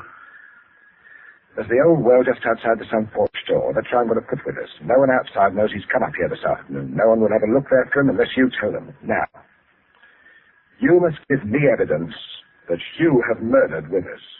I murdered him? Why do you want that? So that I shall be dead sure that you never open your lips on the subject. I see. What evidence? George? He's coming. Hit him in the face. You keep out of this. Captain, you should be more careful. Look what your teeth did to my knuckle. Do it again, George. Mother, I tell you. Quiet, Millie. Stop sniveling. I'm sorry, Smollett, but there must be traces of a struggle between you and Withers. Then it will be not altogether safe for you to go to the police. Now, George, would you get the croquet mallet? And, George, take your handkerchief to it. You'll find it there on the sun porch floor. Oh, yeah. Yeah, I got it, Captain. That's right, boy. There, Captain, there's the weapon. See, I told you, Smollett. There it was. Now, if you please, just grasp the end that mashed Withers' head. I shall shoot you if you don't. Good Lord, you can't. There. All right. That's it, old boy. That's right. Now, deposit it by the side of the house. Out of the rain, of course. Now, wait, George. First, you'd better pull a few hairs out of his head. Put them under the nail of Withers' right hand. Wait, I'm sorry to knock your hair up, Captain. Don't be a baby, That's all we need. Enough of Withers, and we'll fix it right up. I'll be right with you, Governor. Smollett, you may turn round now. Withers is just there in the sun porch. Draw back the curtain, old man. Good Lord. Yes. Messy. Now, you, Smollett. Now you've just got to drag him through the door and dump him in the old well. Just beyond the door, Captain. I won't touch him, I won't. All right. Stand aside, George. Out of range, George. Just over there. There's only one place I want this charge of shot to go to. Now, Millie, you keep quiet and stop sniveling. My aim is... Wait a minute. Wait. That's better. That's better, Smollett. Much better. Now, go along now. In here. We've got to take him outside, old boy. Why, the shoulders ought to do it. You keep quiet, George. Now, go on, Smollett. Go on. Under the arms. You've seen dead men before. Now, don't go green. Drag him out. Drag him, old boy. Do a little pulling. I'll just hold the gun here to make sure. Everything goes all right. Steady now. Mind the step here. Mother! Come away from the window, dear. Don't look. But Captain Smollett... Your father is a very resourceful man, Millicent. I'm sure what he's doing is... Captain, I can't stand You it. mustn't question your dear father. Hey, you two still at it. There's enough trouble around here without blubbering. Don't you call me blubbering, George Princey. Well, you see, Smollett, everything is perfectly safe. You remember, you see, that no one knows that Withers came here. Everyone thinks he walked off to Liston. He's had 5 miles of country to search. Oh, never look in our well. Don't you see how safe it is? I guess so. Good heavens, old boy, you're dripping wet. Why don't you slip your raincoat on? Is the tea ready, dear? In just a minute, dear. I'll ring for Bridget. Exactly what you need, Smollett. A nice, hot cup of tea. It's the best thing in the world to ward off a cold. Sit down, won't you, old man? Don't you mind getting the chair wet. That's all right. Would you have a cigarette? No. Oh, yourself, old boy. See, I stick to my pipe. Funny how you get attached to it. My wife always says to me... Everything's hot, man. Oh, Bridget, yes. Put the tray in front of me here on the table. Say, Captain. Oh, you cut your lip. I just knocked it. Why, how dreadful. Here, Bridget, give the captain this cup. No, thank you. I rather think I'll be running along, if you don't mind. Why, Captain Smollett, without any tea. If you don't mind, Mrs. Princey, if I could just have my raincoat. Oh, I'll get it for you, Captain. This is very distressing, Smollett. Very hard. I'll be all right presently, I'm sure. Oh, here we are. Let me help you, sir. Thank you, young man. There. You'd better go out the front way, Smollett. The walk is drier. Oh, let me hold the door for you, Captain. And don't worry, old fellow. Don't worry at all. No. Good afternoon. It's nothing serious, I imagine, dear. A little rest, of course. He'll be as right as rain. Oh, by the way, Millicent, you're not looking at it too well, dear. Not well at all. I'm sure it was that croquet court. Being outdoors in weather like this is simply foolhardy. Yes. Huh? Mate is right, Mary. You saw what happened to Captain Smollett. Come around, dear. I shall give you a hot foot bath and put you to bed. A couple of days in bed and you'll be fine again. You get plenty of rest, Millicent, and don't you worry about a thing. That's the best cure for you, dear. I guess I'll have a little nap too, Governor. Fine off them for a nap. Yes, it is. Nice. Indeed it is, son. Well, enjoy yourself, boy. I'll see you later. I'll see you all later. Your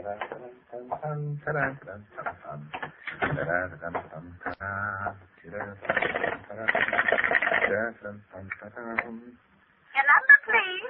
Oh, would you get me to the police station? Police station. Right away, sir.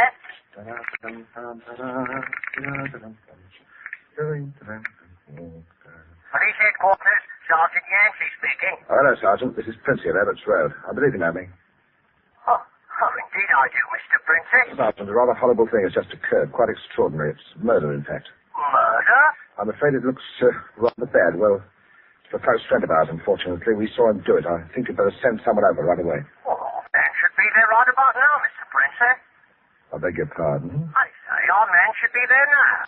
Constable Martin has his post on below your house. They're just flying in. Seems Captain Smollett was with him. Captain Smollett? He reported some rather queer goings on at your place, but I certainly didn't understand it was murder. But just don't touch anything, Mr. Princey, and don't worry. Don't worry at all. No. Oh, no, Sergeant. Oh, don't worry, thank you. Governor, where are you? I'm right here, and stop shouting. We have some visitors, Governor. I can see that. Well, Constable. Good afternoon. Hello, Smollett. See, what a remarkable fellow you are, coming back like this. Here to reenact the crime. Only the one against me, Princey. The one against the curate I'll leave to you people. Extraordinary sense of humor you have. Mr. Princey, I just had a look at what's in your well. Not a pretty sight, that. Not pretty at all. Yes, Captain Smollett was thorough, if nothing else. You saw him when he did it, sir, out in the back? Oh, yes, so quite. We were just returning from a walk, and Smollett had evidently been laying for the curate, hiding out in those bushes by the road, I imagine. He was never inside this house? Never.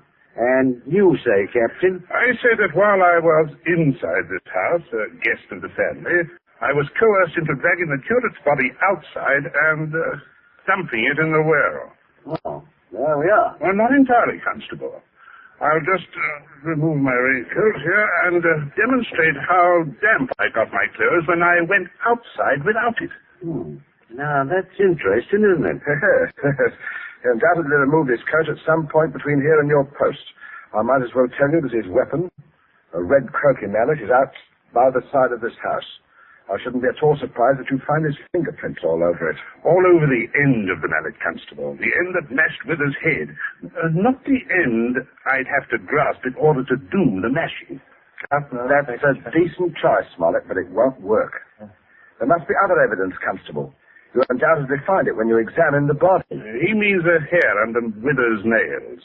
Well, sir, I happened to notice something when your young George there opened the door for me. If you'll carefully look, I believe you'll find a few of my precious hairs under his nails, too. Well, what are you trying to say? George, will you? Constable, this is a complete waste of time. So far as a violent struggle between Smollett and Withers is concerned, Smollett's face speaks for itself quite eloquently. But no more eloquently than your son's knuckles. Huh? As you see, Constable, a fresh abrasion. He did that on my teeth. Or did he? What? I said, or did he? He might have done that on Withers' teeth. Oh, I see. Yeah. I see what you mean. Oh, but I didn't, Governor. He said that I did it. You keep still, you nitwit. Let me think. As a matter of fact, George, the more I think of it, the more I'm convinced it was your voice I heard. Quite a vigorous quarrel. Something about the curate guilting your sister. Sounds ridiculous, Smollett. Pretty well, Princey. If he didn't do it, who did? Yes, that's what I'd like to know. How about it, Mr. Princey? Yes, that is a sticker, all right. George, my boy, it looks to me as if you're elected. Elected? Well, what do you mean? I didn't do it. Keep your mouth shut. Well, I won't, sir. I'm not going to take the blame for that. Millie did it. She did it with the mallet, I thought. Me? Oh, yeah. Millie? You could prove that? Prove it? Oh, yes. Yes.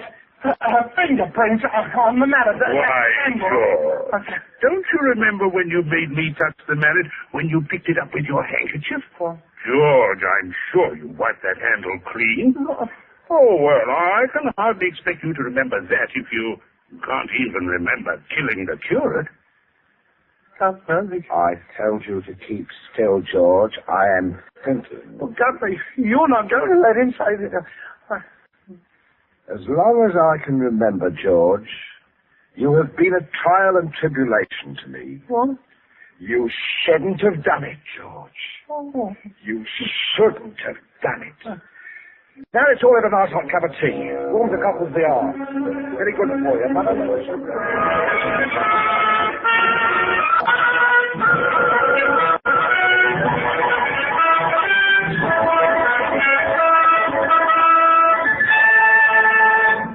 And so closes Wet Saturday, starring Mr. Charles Lawton, tonight's tale of Suspense.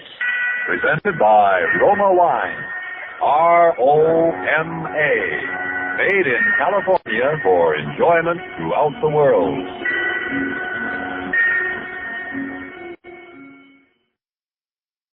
In just a moment, Autolite presents Suspense with John Garfield. Hello, Mr. Wilcox. Well, hello, Mary. Where's Hap tonight? Anaheim, Azusa, or Cucamonga? Oh, no, Mr. Wilcox. He's giving a speech at his club tonight. And he was scared to death, too. Didn't know what to talk about. Well, why doesn't he talk about those bang-up, bonus-built Autolite Stay-Full batteries? Why, by Cornelius, he could talk a whole evening about them. For Autolite Stay-Full batteries have got something that practically eliminates a major cause of battery failure. You know what it is? Why, sure, they have... No. Now, please, don't steal my thunder, Mary. Autolite Stay-Full batteries have an extra-large liquid reserve, which means, in plain old Wilcox language, that Autolite Stay-Full batteries need water only 3 times a year in normal car use. Why, by Cornelius, everybody ought to get an Autolite Stay-Full battery. They'd be enthralled, enthused, enthrilled. Enthrilled? Oh, no, Mr. Wilcox, but shh, here comes Suspense.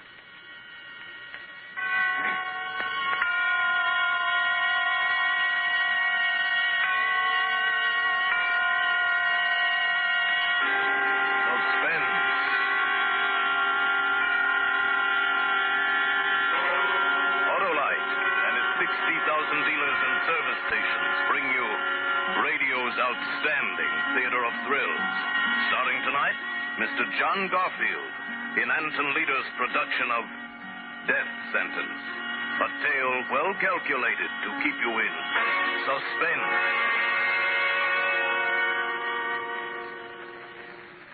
It's hard to tell where it first started. It was 6 months ago I nabbed the killer, Maxie Dunn, and cashed in $15,000 in reward money. Sure, I knew that Maxie worked for Lou Cromwell, but the killing was a private affair, so I didn't think Lou would be upset. Right after I got the killer, I took a small job that meant going to Brazil. But the trouble started before then. By the time Maxie Dunn was arrested, the chips were down and the wheel was already spinning. Anyway, that's how Lou Cromwell would put it. Lou would know because he knows his gambling. He runs the gambling in this town, along with a lot of other things. I hadn't been back in town 10 minutes when I ran into Brad Cummings, local columnist, in front of a Region Hotel. Well, you're back in town. How are you, Tommy? Hello, Brad. How's the column? Oh, great.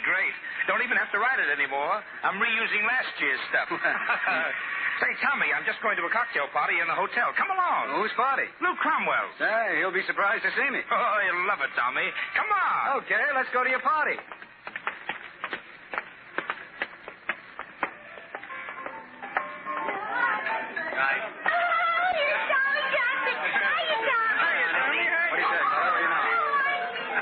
Doesn't look like Lou's shown up yet. Well, what's he celebrating? Well, he hasn't said yet.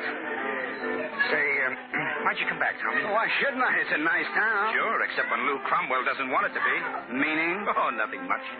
I'm only a columnist, Tommy. And like I said, I'm using last year's news, so I'm still interested in Maxie Dunn. Oh, it's a dull story, Brad. The cops couldn't find Maxie, so the widow of the guy he killed hired me. I dug up a tip on Maxie's hideout and brought him in. There happened to be a $15,000 reward, so I had myself a custom-built vacation. I guess I was just born lucky. Lou may think you ought to die the same way. Well, I can take care of myself. Besides, why should Lou worry about it one way or the other? Well, you have done some work for him. Well, sure. I'm a private investigator. I work for anybody who'll pay me as long as the job's on the level. And those I did for Lou were, too. You don't have to argue with me, Tommy. But I told you a year ago not to get mixed up with Lou. A man has to pick one side of the fence and stay there. He can't play on both sides. I don't know, Brad. I've done pretty well at it. Until now. But Maxie was Lou's right hand, so I don't think he liked it. So he didn't like it. In the meantime, I'll... Tommy. Oh, yeah. Oh, hello there, Muggsy. Tommy, Lou wants to see you. Lou? Well, how did he know? Okay, never mind. Where is he? Not here. He wants to see you across the street in his office. Oh. Well, let's go. Back in a few minutes, Brad. Have a drink for me. Sure, Tommy, sure. I'll drink to your health.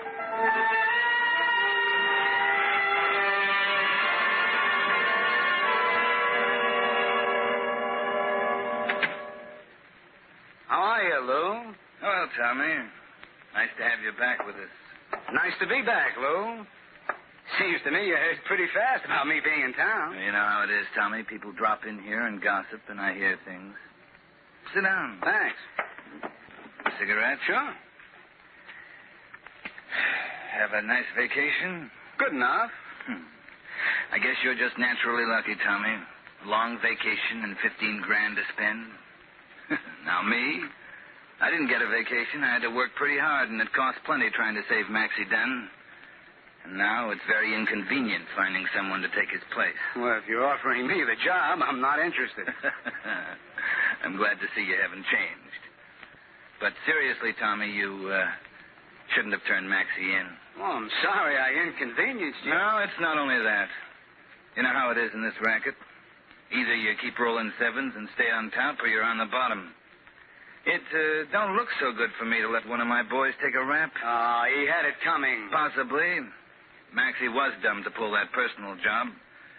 But if I let you come in and grab off my boys, somebody will start thinking that Lou Cromwell is slipping. Oh, I never thought of that, Lou. What's the pitch? And let's see. Maxie goes to the gas chamber in 7 days. That's just how long you have to live, Tommy. What? Lou, you're punchy. Maybe. But you and Maxie are going out together. Now, look. You've got 7 days, Tommy. No more. You can take care of the job yourself then, or we'll handle it for you when the time's up. Play it your own way. I could get the DA in my corner. I don't think so, Tommy.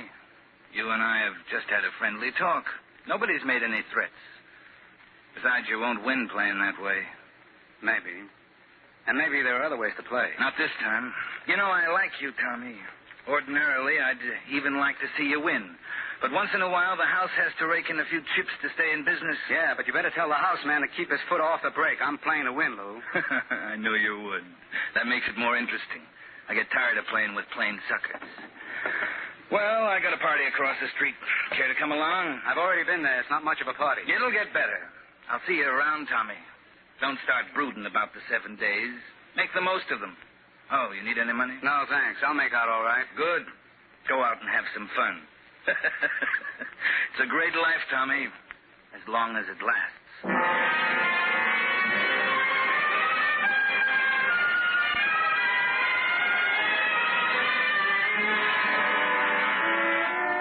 For Suspense, Autolite is bringing you Mr. John Garfield in radio's outstanding theater of thrills, Suspense.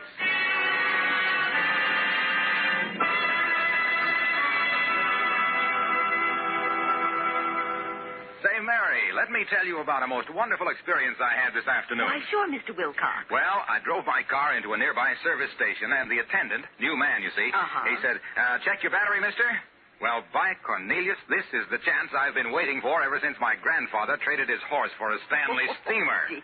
Young man, I says, that gorgeous hunk of battery you're looking at is an Autolite Stay Full. Why, that Autolite Stay Full battery hasn't needed a drop of water for months. And I'll bet you a $40 fedora it doesn't need water now any more than a goldfish needs a raincoat. Did he take your bet, Mr. Wilcox? I should say not. Bub, he says to me, you can't trick me. I'm an Autolite dealer. Why, I'd rather bet a barrel of bucks on a three-legged horse than bet an Autolite Stay Full battery needs water. What's more, says he, that Autolite battery is built to last longer than batteries without Stay Full features. It's got oversized electrical capacity, plus fiberglass insulation, and it's one of over 400 automotive, aviation, and marine parts made by the Autolite people in their 26 nationwide plants. Chew on that a while, mister. He says to me, imagine the nerve of this guy, Mary, stealing my sales talk. Me, Harlow A for Autolite Wilcox. Well, you just go feel sorry for yourself, Mr. Wilcox, while I listen to Suspense. And now, Autolite brings back to a Hollywood soundstage Mr. John Garfield as Tommy Cochran in Death Sentence. A tale well calculated to keep you in suspense.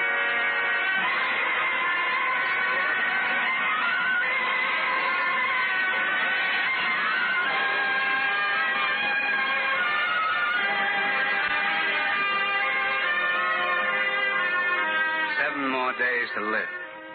I wouldn't admit it to Lou, maybe not even to myself, but it was almost that simple. Sure, I could go to the police, but I didn't have any proof that Lou was out to kill me. And I knew that sooner or later, no matter where I went, one of Lou's boys would catch up with me. As I rode down in the elevator, I kept remembering one of Lou's gang who turned state's evidence once and got off with 3 years. 10 days after the guy checked into the big house, he was knifed to death in the prison yard. And they never found out who did it. That's the way Lou operated. Patient, deadly. Well, there wasn't any point of making plans with a guy like that. I'd pretend to follow his advice about having a good time. All I could do was keep on my toes and watch for an opening. Main floor, sir. This is as far as we go. Oh, thanks. It's about as far as I go, too. I didn't know just where I was going for the first stop. But sometimes it's better if you just play it off the cuff. I guess I was still thinking of the next spin of the wheel as I walked out of the building. I didn't even notice the taxi standing at the curb with the... Hey, why don't you look where you're going? I'm sorry. I hope I didn't hurt your traveling case. No, but I thought you were going to stumble right off the curb. I guess I was thinking... Say. What? You're beautiful. Well, I hope you live forever. thanks. I'll try to. Yeah, if you find out how, let me know, will you? Where you going? Huh? Well, now, really? No, I mean the traveling case there. Oh, to Santa Barbara. Santa Barbara, huh? Well, that's not a bad idea. Tell me something. If you had just 1 week, where would you go? Well, I do have about a week, and I'm still going to Santa Barbara. All right, honey. Thanks for the idea. Maybe I'll run into you again. You must... That got part on you? Oh, hello, Muggsy. Look, will you be a darling and help me bring these bags up to Lou's office?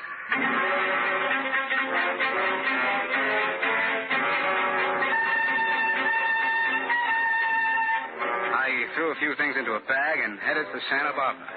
Seemed like a good place to wait for that opening. Lou would never think of me going to a pleasure resort so near. Anyway, 3 hours after I left Lou's office, I was on a plane bound for Frisco. That's right, San Francisco. When I got there, I rode around for an hour and a half in 3 different taxis, then caught another plane out for Salt Lake. From there, I swung back to Santa Barbara, checked in at the Swank Ocean Club Hotel. I was pretty sure I'd shaken anybody who may have been watching me. I could count on maybe 2 days before Lou's boys caught up with me, and by that time, I might have a plan. I wandered around on the beach a while, keeping my eyes open for the other reason I had picked Santa Barbara, and then, when I went inside, I saw her, sitting there at the bar. It was the same girl, and she was alone. Well, I beg your... Hello there. Oh, it's you. So you did come to Santa Barbara. Well, you told me, remember? I only suggested that... Yeah, I know, I'm kidding. Mind if I join you? Please do. I'm Tommy Cochran. Tommy Oh, hello, Tommy. My name's Helen Ludlow. Helen, huh? Maybe it's silly, but I was feeling like a kid in the wrong schoolhouse until I saw you sitting there. I know that sounds like the usual... No, I know what you mean. In fact, I felt the same way. Good.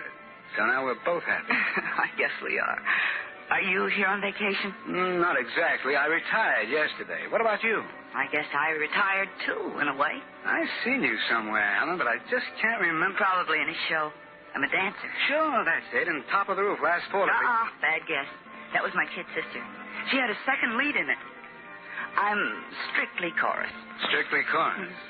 Well, you need a new manager. How about having dinner with me tonight and we'll talk about your career? Well, I don't know if All right. Good. It's a date. Look, Tommy, we met each other entirely by accident. But suddenly we're friends. I mean, really friends. At least, I feel that way. Yeah, I know what you mean. Go on, Helen. But we don't know anything about each other. And that's the way it's got to be. I won't ask any questions, Tommy, and I can't answer any. If we keep it like that, then maybe everything will be all right. Okay, it's a deal. I don't even know why I feel this way. Tell me if you find out. After all, I'm not a kid 16 years old. It just doesn't make sense. Yeah, I've known a couple of girls myself. What are you doing this afternoon, Tommy? Would you like to go horseback riding? Horse? Why, sure, why not? I've never been on a horse, though, but you can always pick me up. Then it's a date. Sure, how would you like a drink first? That's a wonderful idea. A drink to the present. No past, no future.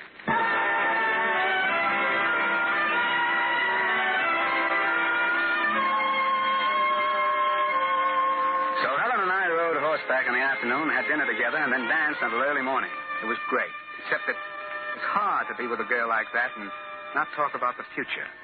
I wanted her in my future, only I didn't have any. Maybe she sensed it. I hadn't seen any of Lou's boys. I kept looking around trying to spot them, thinking maybe the guy next to me might even be the one.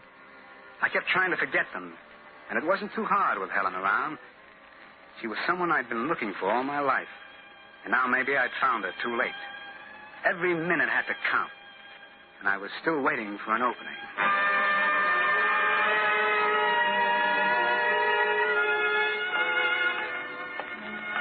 Early the next morning, Helen and I were going riding before breakfast, and for once I wasn't thinking about Lou and his boys until I walked across the lobby of the hotel. Hello, Tommy. Huh? How are you? Wow. Hello, Lou. Keeping awfully late hours, Tommy? Or else you're up early? Maybe a little of both. What are you doing here, Lou? Checking in. I just got off the plane. But don't let it bother you, Tommy. You still have 4 days left. By the way, what room are you in? 425. Now, that's coincidence. They gave me 427. You can knock on the wall whenever you get lonesome. I won't get that lonesome, Lou. Well, you never know. Anyway, let's not talk shop. Why not enjoy ourselves? While we can. All right, why not? They tell me it's fatal to worry.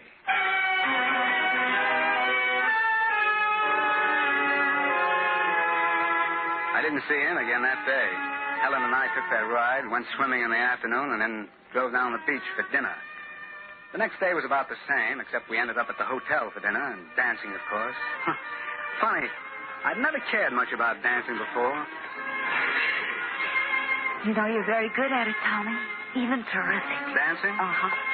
Oh, I used to be a gigolo. Tommy, did you really? Yeah, no, I'm kidding, Helen. I've been a lot of things, though. Yes. So have I. Anything besides wonderful? Everything but that. Things have been rough sometimes. It's that kind of a world. It may not look it in a place like this. Soft lights and white tablecloths, nice clean people eating nice clean food. But down underneath, it's still rough. You can forget it, though, while the music keeps on playing. Yeah. How long are you planning to stay in Santa Barbara, Helen? About a week. You? A week? Why'd you come? I can't tell you. And please don't ask me any questions, remember? Let's enjoy it while we can. Yeah. Well, let's see. Oh, I wish it would last forever. I mean this week.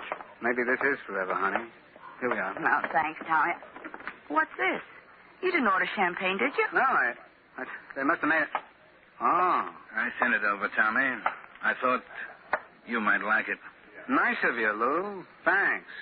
Well, do I get to meet the lady, or are you starting to hold out on your old friends?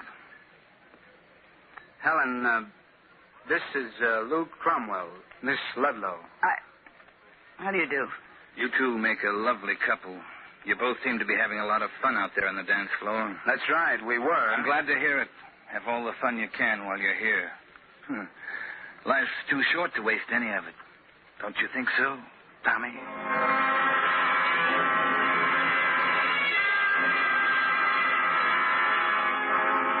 Well, 3 more days went by. I was still on my toes, but nothing had opened. I was like a fighter whose opponent wouldn't come out of his corner. I spent every minute with Helen. We weren't kidding ourselves any longer. We knew this was the biggest thing that ever happened to us. We'd both been kicked around a lot and made mistakes and played the game on a bluff, trying to get things we thought we wanted. And now we knew we had what we wanted. Only I knew how long it could keep. And there were times when I thought Helen guessed it.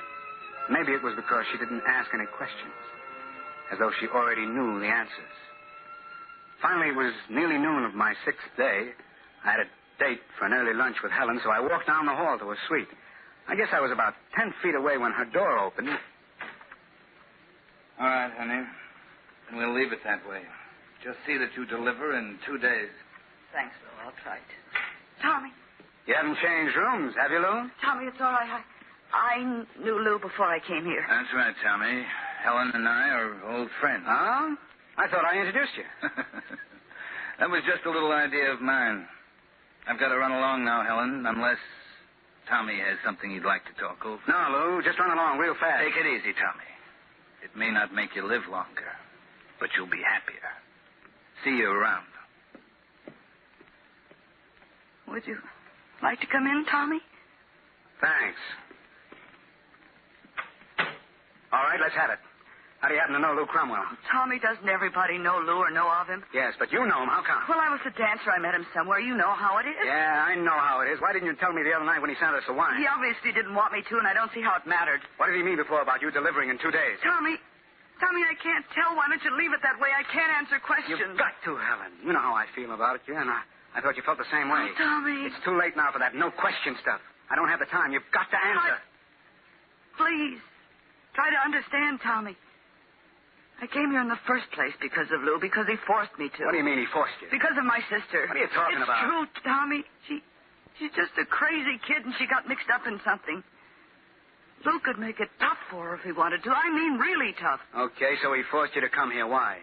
To do something I didn't want to do, but that I had to. What? I can't tell you, Tommy. I didn't want to. Believe me, I have to, and that's all. All right. I believe you. Oh, Tommy. I guess we're the kind of people who never win, no matter what. Helen, I've done some pretty foolish things, been around a lot. I know what you mean. But it's never been like this. I've never been in love with anybody before like this. Oh, that goes for me, too. Will you do something for me? Something important? What, darling? Marry me tonight. Tommy, Please, honey. I don't know. What do you say? I never wanted anything so much. And I ought to have just one thing I want. We both ought to. All right, Tommy. Tonight. We were married at 8 o'clock with a hotel musician playing Oh Promise Me on a pint-sized organ. And then Helen went to her suite to change for dinner. At least that's what she thought. But I had a different plan. I was going to make my own opening and take her along. Oh, I ordered the dinner all right and made a big noise about it in the dining room, and then I went straight to my room. A charter plane was already warmed up and waiting at the airfield, and I had a taxi at the rear door of the hotel. This was going to be a fast break, and I wasn't even taking any luggage, nothing, except Helen and me, and a .38 automatic strapped on under my coat. It was about a half hour later when I finally went down to Helen's suite to pick her up. She didn't answer, so I tried again.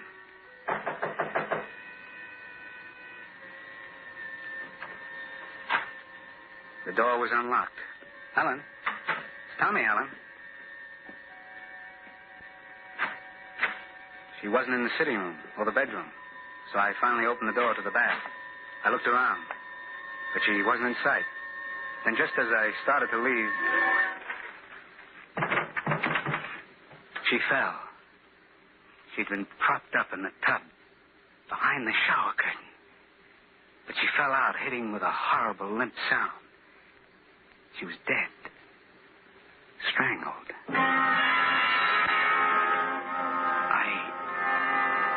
I stepped out and pulled the bathroom door shut, using my handkerchief to wipe off the knob without even thinking. I didn't feel anything, except maybe a numbness that still hurt. Lou had seen how I felt about her, so he'd done this, or had it done. I tried to brush the fog out of my eyes and think not about her lying in there, what might have been. No, I wasn't thinking about my 7 days. I had something else on my mind. Finally, I stepped out into the hall and started for Lou Cromwell's room. But I had only gone a few steps when I heard two guys coming, and they sounded like cops. I stepped into the hall linen closet and pulled the door shut. Some guy calls up and says this dame was just been killed, and we find the killer still there. I don't know. I got Lou had known he killed Helen. He called the police, except I did it. It didn't take long to reach his room. Oh, it's you, Tommy. I thought it was one of the boys. No, it's me, Lou. I'm a little surprised at this visit, Tommy. Where's your new bride? Why'd you do it, Lou? Oh, you've already been there then. I thought you'd stick around longer after you found things. So the cops would get there? Well, something like that, maybe. You didn't have to do it that way, Lou. Not to her. Why'd you do it? You mean you don't know? You should have gone back to that party with me last week. Why? Because then you'd have found out about my surprise, Tommy. I made the announcement that I was going to marry Helen Ludlow at the end of the week. So that's what you were forcing her to do. Oh, let's just say that I proposed and conditions were such that she accepted. When I got here, she wanted a couple of more days, and I gave it to her. But today, she double-crossed me and married you. 2 double crosses. You can see the position that put me in, Tommy. It's bad for business. Tell me, Lou, did she know about me? You know what I mean? Yeah, she knew. I guess she thought the 2 of you could break the bank. Sure, Lou, you had to do it. But you made some mistakes. You made one... What's the gun for? Oh, I just feel more comfortable holding it this way, Tommy. Don't let it bother you, though. Go on. What were my mistakes? One of them was not thinking I'd come here to your room and find you alone. But the big one was when you killed Helen. You shouldn't have done that. Well, now, Tommy, don't let it get you down. Maybe I can fix it. It's too late now. We've all had our last chance. The way you'd put it, the bets are all down. And the wheel's starting to slow up. Well. Maybe you can tell me what number it's stopping on, Tommy. Sure, Lou. The house takes everything. What?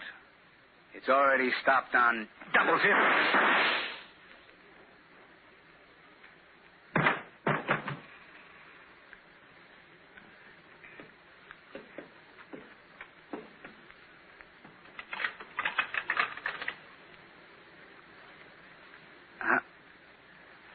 Hello? Desk clerk? I'm a stranger in town. How do I find the chief of police?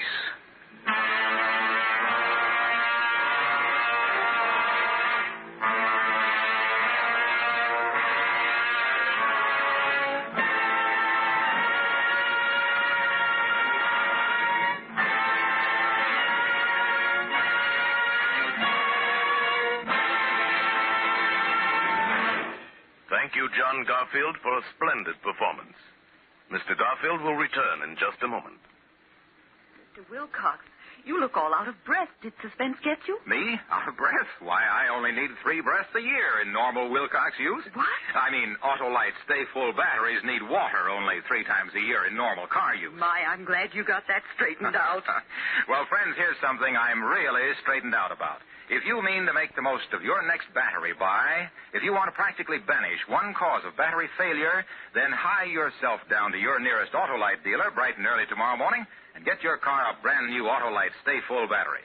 Why, your friendly Autolite dealer will be downright delighted to put a wonderful, dependable Autolite stay-full battery in your car. Don't delay. Get your ding-dong daisy of an Autolite stay-full battery right away. And friends, remember, Autolite means batteries. Stay full batteries. Autolite means spark plugs. Ignition-engineered spark plugs. Autolite means ignition system. The lifeline of your car.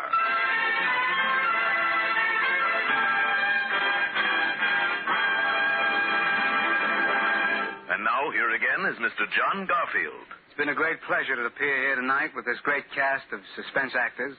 And I'm expecting almost as much pleasure next Thursday when radio's outstanding theater of thrills brings you Ann Blythe and Edmund O'Brien and Muddy Track. Another gripping study in Suspense.